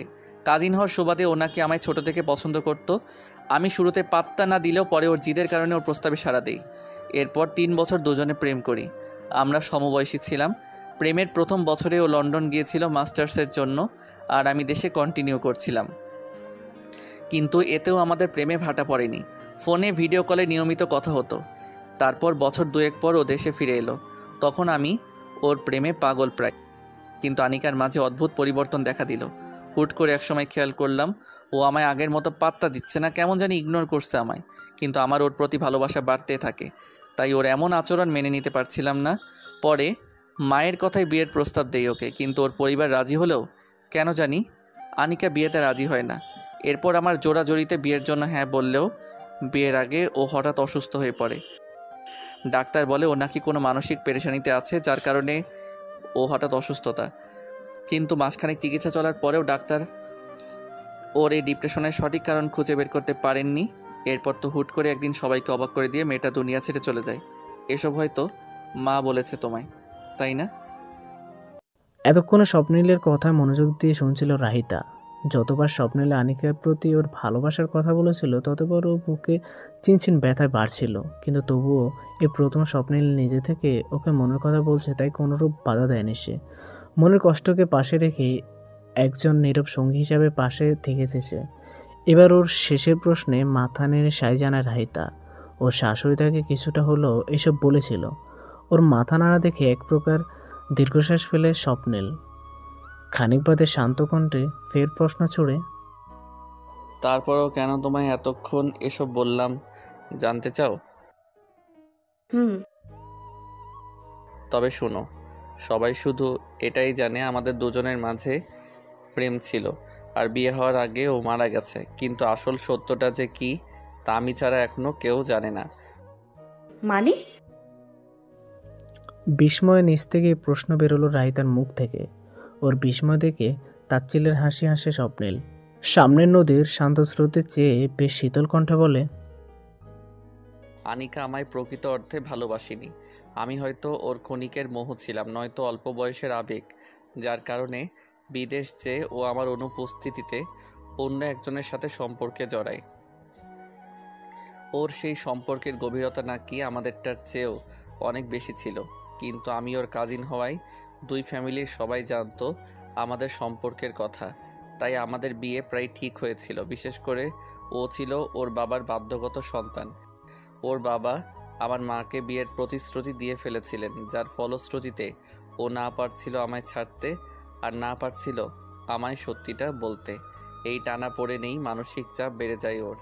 এর মধ্যে মাস্টার্স শেষ হওয়ায় দেশে আসতে বাধ্য হয়, আর তখন আমারও ফ্যামিলির চাপে পড়ে বিয়ের জন্য রাজি হতে হয় ওকে। কিন্তু ওই যে আগের সম্পর্কের পিছুটান, যা সে ভুলতে পারছিল না, ওটার কারণে অনেক বেশি স্ট্রেস নিয়ে ফেলে সে। এইভাবেই হঠাৎ একদিন ডিপ্রেশনে ভুগতে ভুগতে হুট করেই কাউকে না বলে দুনিয়ার মায়া ত্যাগ করে সে। কিন্তু বলে না, সত্যিকে যতই ঢাকার চেষ্টা করো তা কোনো না কোনোভাবে প্রকাশ পেয়ে যায়। আমার সাথে হয়েছে তাই। আনিকার বোন এসেছিল আমার কাছে ওর ডায়েরি নিয়ে। ওর পক্ষ থেকে মাপ চেয়েছে আর অনুরোধ করেছে এ ব্যাপারে ফ্যামিলির কাউকে কিছু না বলতে। আনিকার মনের কথাগুলো যা সে কখনো আমায় বলতে পারিনি, তা ওর ডায়েরি থেকে আমি জানতে পারি সব। কথাগুলো বলতে বলতে কণ্ঠ রোধ হয়ে আসে স্বপ্নীলের। চোখে প্রায় পানি চলে এসেছে। এদিকে ওর কথা শুনে বাকরুদ্ধ রাহিতার অক্ষিদয় অশ্রুতে টইটম্বুর। এক ধ্যানে নিচের দিকে তাকানো স্বপ্নীলের দিকে তাকিয়ে সে প্রশ্ন করে, আপনি কবে থেকে জানেন এসব? কয়েকদিন আগেই। রাহিতার চোখে চোখ রেখে বলে স্বপ্নীল, যে চোখে এক অদ্ভুত কষ্ট খুঁজে পায় মেয়েটা। ভালোবাসা মানুষ ভালো না বাসার কষ্ট কীরূপ তা রাহিতা যে বেশ ভালো করে জানে। তাই তো স্বপ্নীলের কষ্ট উপলব্ধি করতে কোনোরূপ অসুবিধা হয়নি তার। আলতো করে স্বপ্নীলের কাঁধে সমন্বিতয় হাত রাখতে দুজনের অক্ষিদয় মিলিত হয়। সে দৃষ্টি বিনিময়ের মাঝে স্বপ্নীল আবারও বলে ওঠে, জানো রাহিতা, ভালোবাসায় সব সহ্য করা যায়, কিন্তু প্রিয় মানুষের দেওয়ার ধোঁকা সহ্য করা যায় না। কিন্তু আনিকার যাওয়ার পর মনে হয় যেন ওর প্রতি আমার অনুভূতিও শেষ হয়ে গেছে। যাকে আমি পাগলের মতো ভালোবাসতাম, তার এমন বিশ্বাসঘাতকতায় ওর প্রতি আমার ঘৃণা জন্মানোর কথা, তাই না? কিন্তু কেন যেন দিন দিন ওর প্রতি আর কোনো অনুভূতি কাজ করছে না আমার। আমি নিজের প্রতি নিজে অবাক হয়ে যাচ্ছি। ওর প্রতি কোনো খারাপ ধারণা নেই আমার মনে। আমি ওকে মাফ করে দিয়েছি। নিষ্প্রিয় কণ্ঠে কথাগুলো বলে ঈর্ষাদ হাসে স্বপ্নীল। যে হাসি পেছনে লুকিয়ে থাকা কষ্ট বুঝতে বেগ পেতে হলো না রাহিতার। হুট করে মেয়েটার কি যেন হলো। কোনো কিছু বুঝে ওঠার আগে স্বপ্নিলকে জড়িয়ে ধরে অশ্রু নিপাত করে সে। আচমকা রাহিতাকে এভাবে কাঁদতে দেখে হকচকে যায় স্বপ্নিল। ধরবে কি না ভাবতে ভাবতেই কি যেন ভেবে ওকে হালকা করে জড়িয়ে ধরে সে।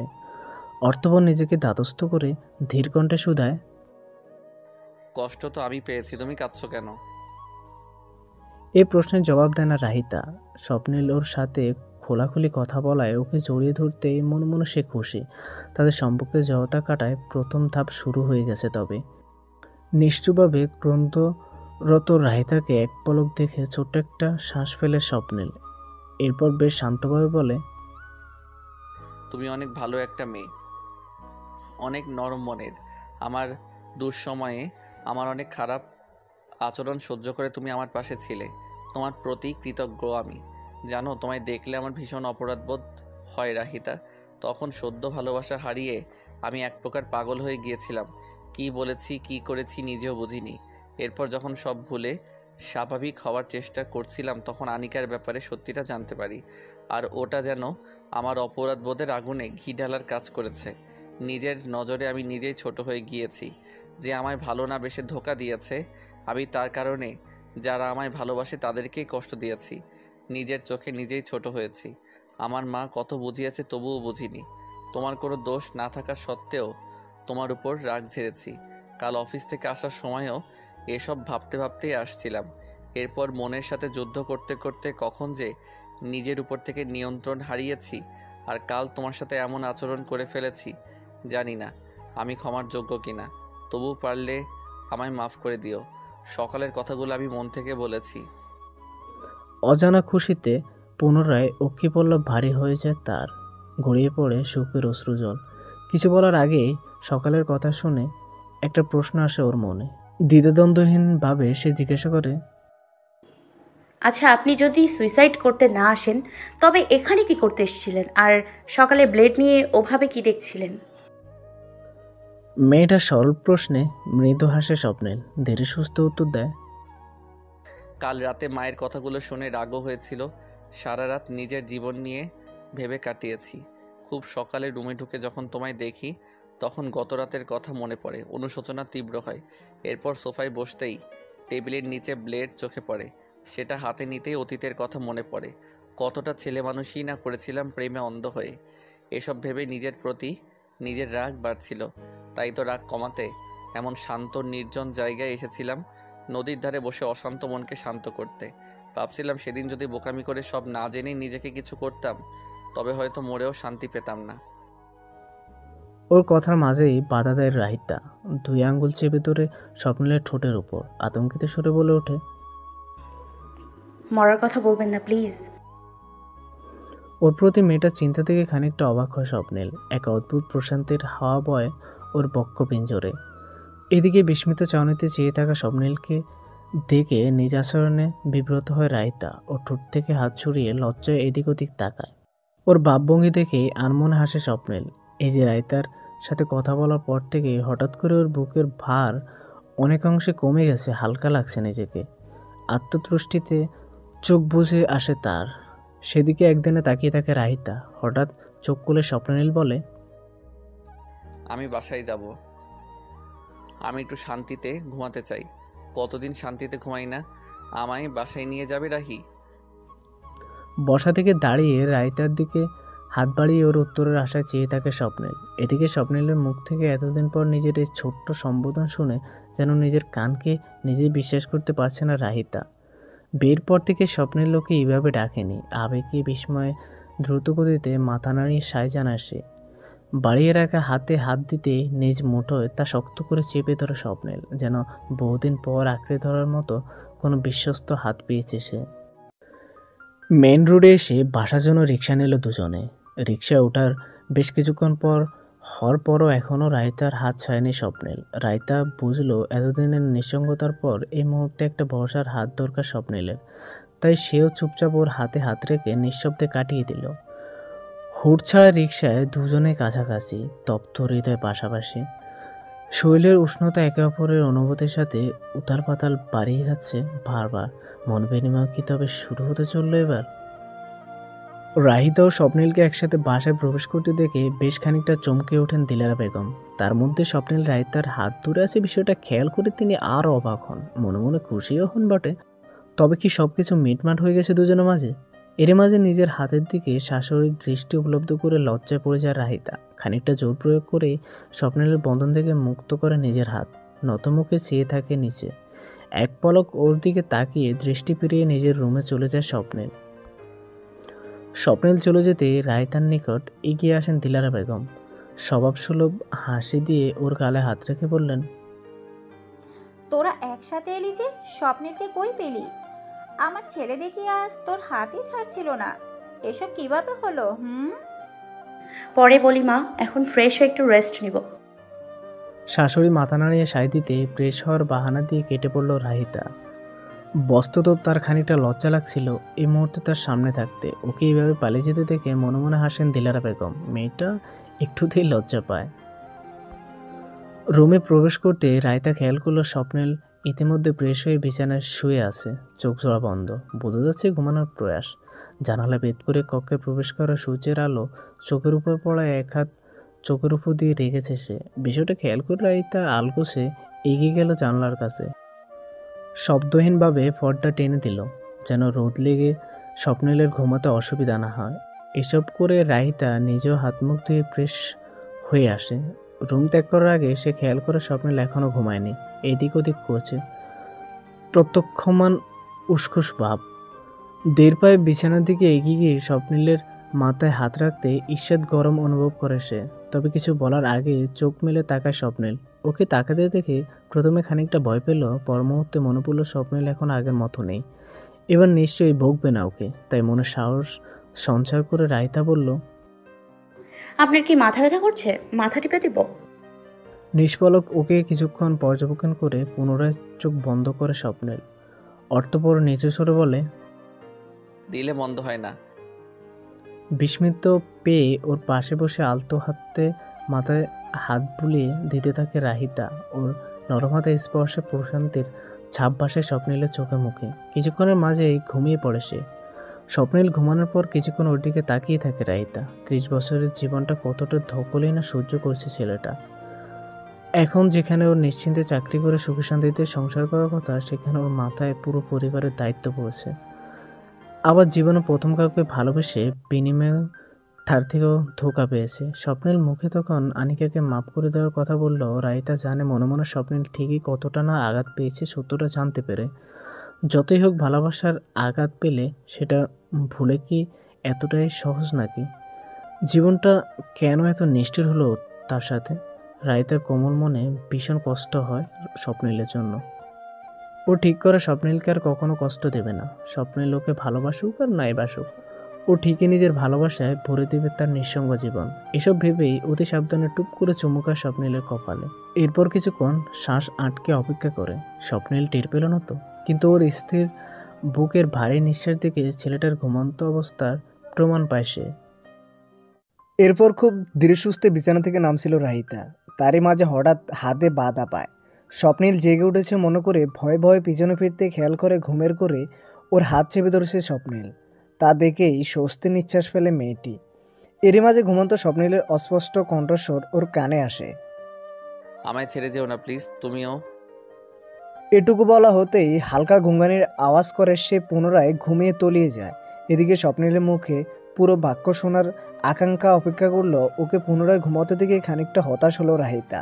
তবে মনে মনে বেশ খানিকটা খুশি হলো স্বপ্নীল আনমনে ওকে চলে যেতে মানা করছে বলে। এরই মাঝে শাশুড়ির ডাক পড়ায় আস্তে করে স্বপ্নীলের হাত ছাড়িয়ে বিছানা থেকে নেমে রুম ত্যাগ করে চলে যায় সে। তবে যাওয়ার আগে রুমের দরজা ভালোভাবে চেপে দিয়ে যায়, যাতে নিরিবিলিতে ঠিকভাবে ঘুমাতে পারে স্বপ্নীল। একটা শান্তির ঘুম। নিচে আসতে শাশুড়ি মুখোমুখি হয় রাইতা। উনি হাসি মুখে ওর জন্য অপেক্ষা করছিলেন। রাইতা বুঝে এবার সব বলতে হবে শাশুড়িকে। মা হিসাবে তারও জানার অধিকার আছে, এই জন্যই নির্দ্বিধায় সব খুলে বলে স্বপ্নীলকে। সব কিছু জানার পর একই সাথে বিস্ময় ও বিষাদে ছেয়ে যায় দিলারা বেগমের অন্তর। ছেলেটা তার একা একা কত কিছু সহ্য করলো, ভাবতে ভাবতে আসলে মুখ চেপে কাঁদেন তিনি। শাশুড়িকে কি বলবে এই মুহূর্তে ভেবে পায় না রাহিতা, তাই ওনার পাশে বসে চুপচাপ সবকিছু লক্ষ্য করলো শুধু। দিলারা বেগম খানিকটা থামতেই সান্ত্বনার সুরে বলল, মা, আপনি কাঁদবেন না। উনি নিজেই এখন নিজেকে পরিবর্তনের চেষ্টা করছেন, আবার স্বাভাবিক জীবনে ফিরে আসার চেষ্টা করছেন। তাই আমাদের এই মুহূর্তে তার পাশে থেকে তাকে সাপোর্ট করা উচিত। ঠিক বলেছিস মা, আমি আজ ভীষণ খুশি জানিস। অবশেষে আমার ছেলেটা ওর জন্য কি সঠিক সেটা বুঝতে পেরেছে। আমার বিচক্ষণ ছেলে অতীতের মায়া ত্যাগ করে বর্তমানকে সুযোগ দিতে চেয়েছে। তুই সব জেনেও ওর পাশে আছিস, ওকে সুযোগ দিচ্ছিস। আল্লাহ তোকে সব সময় সুখে রাখুক মা। সত্যি স্বপ্নের ভাগ্য করে তোর মতো বউ পেয়েছে। তুই ঠিক বলেছিস, এই মুহূর্তে অশ্রু নয় হাসিই মানায়। চোখের পানি মুছে হাসি মুখে রাইতার দিকে তাকিয়ে বললেন তিনি। তার হাসি দেখে হাসলো রাইতা নিজেও। দুজনের আরও টুকিটাকি গল্পগুজবের মধ্যে দিয়ে দুপুর ঘনিয়ে এলো। সামিরা কলেজ থেকে ফিরেছে। দিলারা বেগমও ব্যস্ত হয়ে গেলেন রান্না করে। এদিকে রাইতাও চলে গেল রুমে। রুমে পৌঁছাতে স্বপ্নিলকে এখনও গভীর ঘুমে ডুবে থাকতে দেখে মৃদু হাসছে রাহিতা। যে মানুষটা এতদিন রাতে ঠিকমতো ঘুম হতো না, সে আজ বহুদিন পর এক টুকরো শান্তির পরশ পেয়ে এই ভর দুপুরেও কতটা নিশ্চুপভাবে ঘুমাচ্ছে দুনিয়া থেকে বেখেয়ালি হয়ে। কিন্তু এখন যে উঠতে হবে ওকে, কাল রাতেও ঠিকমতো খায়নি স্বপ্নিল, আজ সকালেও না। দুপুরও না খেলে তো নির্ঘাত শরীর খারাপ হয়ে পড়বে। যা বাবা সেই কাজ। ওর শিরে বসে মিহি স্বরে কয়েকবার ডাকার পরও সাড়া দিল না স্বপ্নিল। অতঃপর ওর বাহু ধরে ঝাঁকানোর পর পিটপিটিয়ে সদ্য ঘুম ভাঙা চোখ মেলে চাইল রাহিতা প্রাণে। এখানে কি হচ্ছে বোঝার চেষ্টা করলো। কিছুক্ষণ ওর মনের কথা বুঝতে পারলো রাহিতা। হালকা হেসে জিজ্ঞাসু দৃষ্টিতে তাকিয়ে থাকা স্বপ্নিলের দিকে চেয়ে বলল, বেশ কয়েক ঘন্টা তো ঘুমোলেন, এবার উঠুন, মা খেতে ডাকছে। দুপুর পার হয়ে গেল, খাবেন না? কটা বাজে এখন? এই তো 2:30 পেরিয়েছে একটু আগে। আমি এতক্ষণ ঘুমিয়েছি? বেশ খানিকটা বিস্ময়ের সাথে বলল স্বপ্নিল। ওর চাউনি খেয়াল করে মুখ টিপে হেসে মাথা নাড়ল রাহিতা। আর চোখে কিছুক্ষণ সেদিকে চেয়ে কিছুক্ষণ পর গলা ঝেড়ে স্বপ্নিল বলল, থ্যাংক ইউ রাহিতা, তুমি শুধু আমার উপকারই করেছো। তোমায় কি বলে ধন্যবাদ দিব আমার কাছে ভাষা নেই। ধুর, এসব কথা বাদ দিন তো। এতদিন পর ভালো একটা ঘুম দিয়েছেন, এটাই তো অনেক। এখন গোসল করে আসুন, আমি নিচে যাচ্ছি। কথাটা বলে চলে যেতে উদ্যক্ত হতেই ওর হাত ধরে থামিয়ে দেয় স্বপ্নিল। কিন্তু যে স্থানে রাহিতার হাত লেগেছিল সেদিন নিজের অজান্তে ওখানে চেপে ধরায় ব্যথা পায় রাহিতা। আনমনে আহ সূচক ধ্বনি বেরিয়ে আসে ওর মুখ থেকে। চমকে উঠে ওর হাতের দিকে তাকাতে মনটা খারাপ হয়ে যায় স্বপ্নিলের। আস্তে ধীরে হাত সরিয়ে নেয় সেখান থেকে। এতক্ষণও নীরবতা থেকে রায়তা কিছু বলার জন্য মুখ খুলতেই ওকে বাহু ধরে বিছানা বসিয়ে দেয় স্বপ্নিল। এরপর হুট করেই নিজেই উঠে যায় বিছানা থেকে। রায়তা চুপচাপ ওর কর্মকাণ্ড দেখছিল। এরই মাঝে ফার্স্ট এড বক্স থেকে মলম বের করে নিয়ে আসে স্বপ্নিল। ওকে মলম আনতে দেখে রাহিতা বলে, এখন মলম লাগানোর দরকার নেই আর, কাল সামিরা লাগিয়ে দিয়েছিল তো, আপনি রাখুন এটা। কিন্তু স্বপ্নিল নির্বিকারভাবে ওর পাশে বসে মলম বের করে হাত ভরিয়ে ওর ক্ষতস্থানে লাগাতে ধরতে ঈর্ষাদ চিনচিনে ব্যথায় রাহিতা কুকড়ে ওঠে। কি করছেন? বললাম তো আমার লাগবে না, লাগানোর দরকার নেই মলম। শুস, এত কথা বলো কেন? তোমার না লাগলেও আমার লাগবে। ব্যথা যখন আমি দিয়েছি তখন মলম লাগানোর অধিকারটাও তো আমারই, তাই না? তাই চুপচাপ আমাকে আমার কাজ করতে দাও। এতক্ষণে মুখ খুলে স্বপ্নিল রাহিতার ক্ষতস্থানে ফু দিতে দিতে স্বাভাবিক কণ্ঠে জানিয়ে দেয় নিজের উত্তর। এদিকে ওর এমন সহজ স্বীকারোক্তি ও দায়িত্ববোধ মুক্ত করে রাহিতাকে। স্বপ্নিল কি তবে সত্যি পরিবর্তন হতে শুরু করেছে? ওর সাথে নিজের সম্পর্ককে মেনে নিতে শুরু করেছে? রাহিতার মনের মাঝে চলা প্রশ্নের ঘূর্ণিঝড়ের আওয়াজ যেন চোখে মুখে ফুটে ওঠে, যা দৃষ্টিগোচর হয় না স্বপ্নিলের। মলম লাগানো শেষ করে উঠে যেতে যেতে শান্ত কণ্ঠে বলে দিল, আমি জানি তুমি হয়তো অবাক হচ্ছ আমায় এভাবে স্বাভাবিক আচরণ করতে দেখে, কিন্তু ট্রাস্ট মি, এখন আমি বদলে যাওয়ার সিদ্ধান্ত নিয়ে ফেলেছি। এতদিন যা করা করেছি, এবার থেকে অন্তত কখনোই তোমার সাথে খারাপ আচরণ করব না, রাহিতায় এবং কাউকে করতেও দিব না। স্বপ্নিল কখনো নিজের দায়িত্ববোধ থেকে পিছু হটেনি, এবারও ব্যতিক্রম হবে না। আমি তোমার প্রতি আমার সব দায়িত্ব পালন করব। যদিও পুরোপুরি স্বামীর মতো হতে পারবো না কিনা জানি না, তবে অ্যাটলিস্ট একটা ভালো বন্ধুর মতো এখন থেকে সব সময় তোমার পাশে পাবে তুমি আমায়, এইটুকু নিশ্চিত থাকো। কিছুদিন পরের কথা। আজ শুক্রবার। শাশুড়ির রুমের বিছানায় চুপটি মেরে বসে আছে রাহিতা। এই কদিন সব ঠিকঠাক চলছিল। স্বপ্নিলের সাথে রাহিতার কোনোরূপ ঝামেলা হয়নি আর। তবু হঠাৎ এই ছুটির দিনে বিকেলবেলা এভাবে কেন দিলারা বেগম তাকে ডেকে পাঠিয়েছেন সে বিষয়ে সন্দিহান দেখা দিল মেয়েটিকে। মনে ভাবনার মাঝে মুখে প্রশ্ন করে ফেলল, কি হয়েছে মা, হঠাৎ এ সময় ডাকলেন যে? কিচ্ছু হয়নি এখনো, তবে হবে। মানে? ওনার কথা না বুঝে কপালে ভাঁজ নিয়ে জিজ্ঞাসা করলো রাহিতা। তার মুখ দেখে মৃদু হেসে দিলারা বেগম বললেন, ওসব পরে বলছি, আগে দেখ তো এই শাড়িটা কেমন লাগছে তোর। কথাটা বলতে বলতে আলমারি থেকে একটা মেরুন রঙের জামদানি বের করেন তিনি। শাড়িটা মনোযোগ দিয়ে দেখে রাহিতা। জমিনে সুতোর কাজ করা, বেশ সুন্দর ও মনোমুগ্ধকর শাড়িটা। সিম্পলের মধ্যে গর্জিয়াস যাকে বলে। শাড়ি দেখে বিমোহিত রাহিতা মুগ্ধ গলায় বলে, এই তো ভীষণ সুন্দর আপনার শাড়ি মা। মুস্কি হেসে দিলারা বেগম মাথা নাড়েন। তিনি আর কিছু বলার জন্য মুখ খুলবেন, এই সময় হুড়মুড়িয়ে রুমে ঢুকে সামিরা। হুট করে রুমে ঢুকে মায়ের সাথে ভাবিকে দেখে চমকে যায় সে। সেভাবে তার নজর চলে যায় রাইতার হাতে ধরে থাকা শাড়িটার দিকে।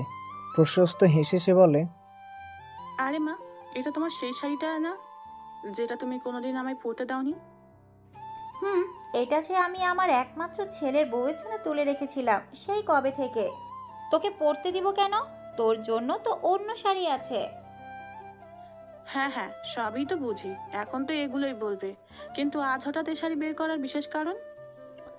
মুখ বেংচিয়ে জিজ্ঞাসা করলো সামিরা। এতক্ষণ ওদের মামের কথা হাসতে হাসতে শুনল। সামিরার প্রশ্নে মনোযোগী দৃষ্টিতে দিলারা বেগমের প্রাণে তাকায় সে নিজেও। ওদের আগ্রহ দেখে তিনি একগাল হেসে বলেন, আজ আমার ছেলে ও ছেলের বউ বাহিরে ঘুরতে যাবে যে, তাই তো এই আয়োজন। ঘুরতে যাব মানে? কোথায়, কখন? আমি তো এ ব্যাপারে কিছুই জানি না মা। বিস্ময়ের সহিত বলে ওঠে রাহিতা। ওর বিস্ময়কে গায়ে না মাখিয়ে নির্বিকারভাবে শাশুড়ি বলেন, আমি জানি তুই জানিস না, এমনকি স্বপ্নেরও জানে না। আমিও আজ সকালে ভেবেছি তোদের বাহিরে কোথাও ঘুরতে পাঠাবো, তাই এখন তোকে ডেকে আনলাম সেটা বলার জন্য। খানিক বাদে সামিরার উদ্দেশ্যে বলেন, এই সামু, যা তো তোর ভাইকে ডেকে আয়। যে নিয়ে যাবে তাকেই তো জানানো হয়নি এখনো। ওকে না বললে আমি এত কিছু প্ল্যান করেছি, জলদি যা। এক্ষুনি যাচ্ছি মা। মায়ের কথায় স্বতঃস্ফূর্তভাবে উচ্ছ্বাস নিয়ে বেরিয়ে পড়ে সামিরা। 10 মিনিটের মাথায় ওর রুমে প্রবেশ করে স্বপ্নিল। মায়ের দিকে তাকানোর আগে আর চোখে একবার খাটে বসে থাকা রায়তাকে দেখতে ভোলেন আসে। ওকে দেখে দিলারা বেগম গম্ভীর মুখে বলেন, তোকে একটা কাজ দিব, কাজ করতে পারবি তো? কি কাজ মা, কেন পারবো না? আজ পর্যন্ত তোমার দেওয়া কোনো কাজ আমি করিনি, এমন হয়েছে কি?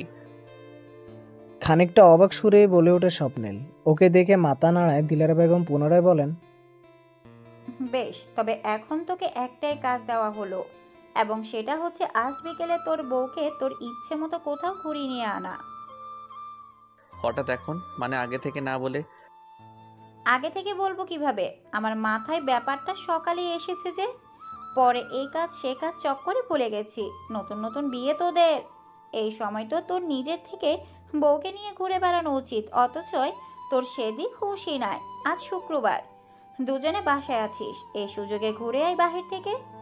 কাল থেকে তো আবার তোর অফিস, রাহির ভার্সিটি শুরু হয়ে যাবে। এখন তো চাইলেও সুযোগ পাবি না। এবার মায়ের কথায় থমকে গেল স্বপ্নিল। একই সাথে হঠাৎ মায়ের এমন আবদারে আরেকটু চমকে উঠল বটে। এবার সরাসরি তাকায় খানিকটা দূরে অবস্থিত রাইতার দিকে। এতক্ষণে রাইতাও দাঁড়িয়ে গেছে বিছানা থেকে। ওর মুখ দেখেই বোঝা যাচ্ছে তার নিজেরও এই বিষয়ে পূর্ব ধারণা ছিল না।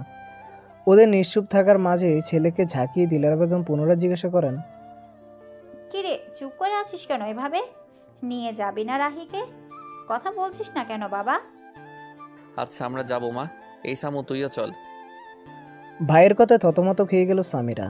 অন্য সময় হলে সে হাসি মুখে রাজি হয়ে যেত ঘুরতে যেতে, কিন্তু বিয়ের পর ওরা এই প্রথম বেড়াতে যাচ্ছে, সেখানে ওদের সাথে ওর যাওয়াটা একদম ঠিক হবে না। তাই তো রসিকতার ছলে বলল, সরি ভাইয়া, আজ যেতে পারবো না তোমাদের সাথে। বিয়ের পর প্রথম ডেট তোমাদের, আমি কাবাবে হাড্ডি হতে চাই না বাবা। ওর এমন কথা খানিকটা হতভম্ব হয়ে গেল স্বপ্নিল। লজ্জায় নতজানু হয়ে গেল রাহিতা। এ মেয়েটা এত পেকে গেছে কিভাবে? এর মুখে কিছু আটকায় না। বিস্ময় গেলে বোনকে চোখ রাঙিয়ে স্বপ্নিলের উত্তর, যাবি না সেটা নর্মালি বললেই তো হয়, এভাবে বলার কি আছে? বড় ভাইয়ের সাথে কিভাবে কথা বলতে হয় ভুলে গেছিস বেয়াদব? এক নাগাড়ে কতগুলো বলে রুম ছেড়ে যেতে যেতে রাইতের দিকে এক পলক তাকিয়ে বলল,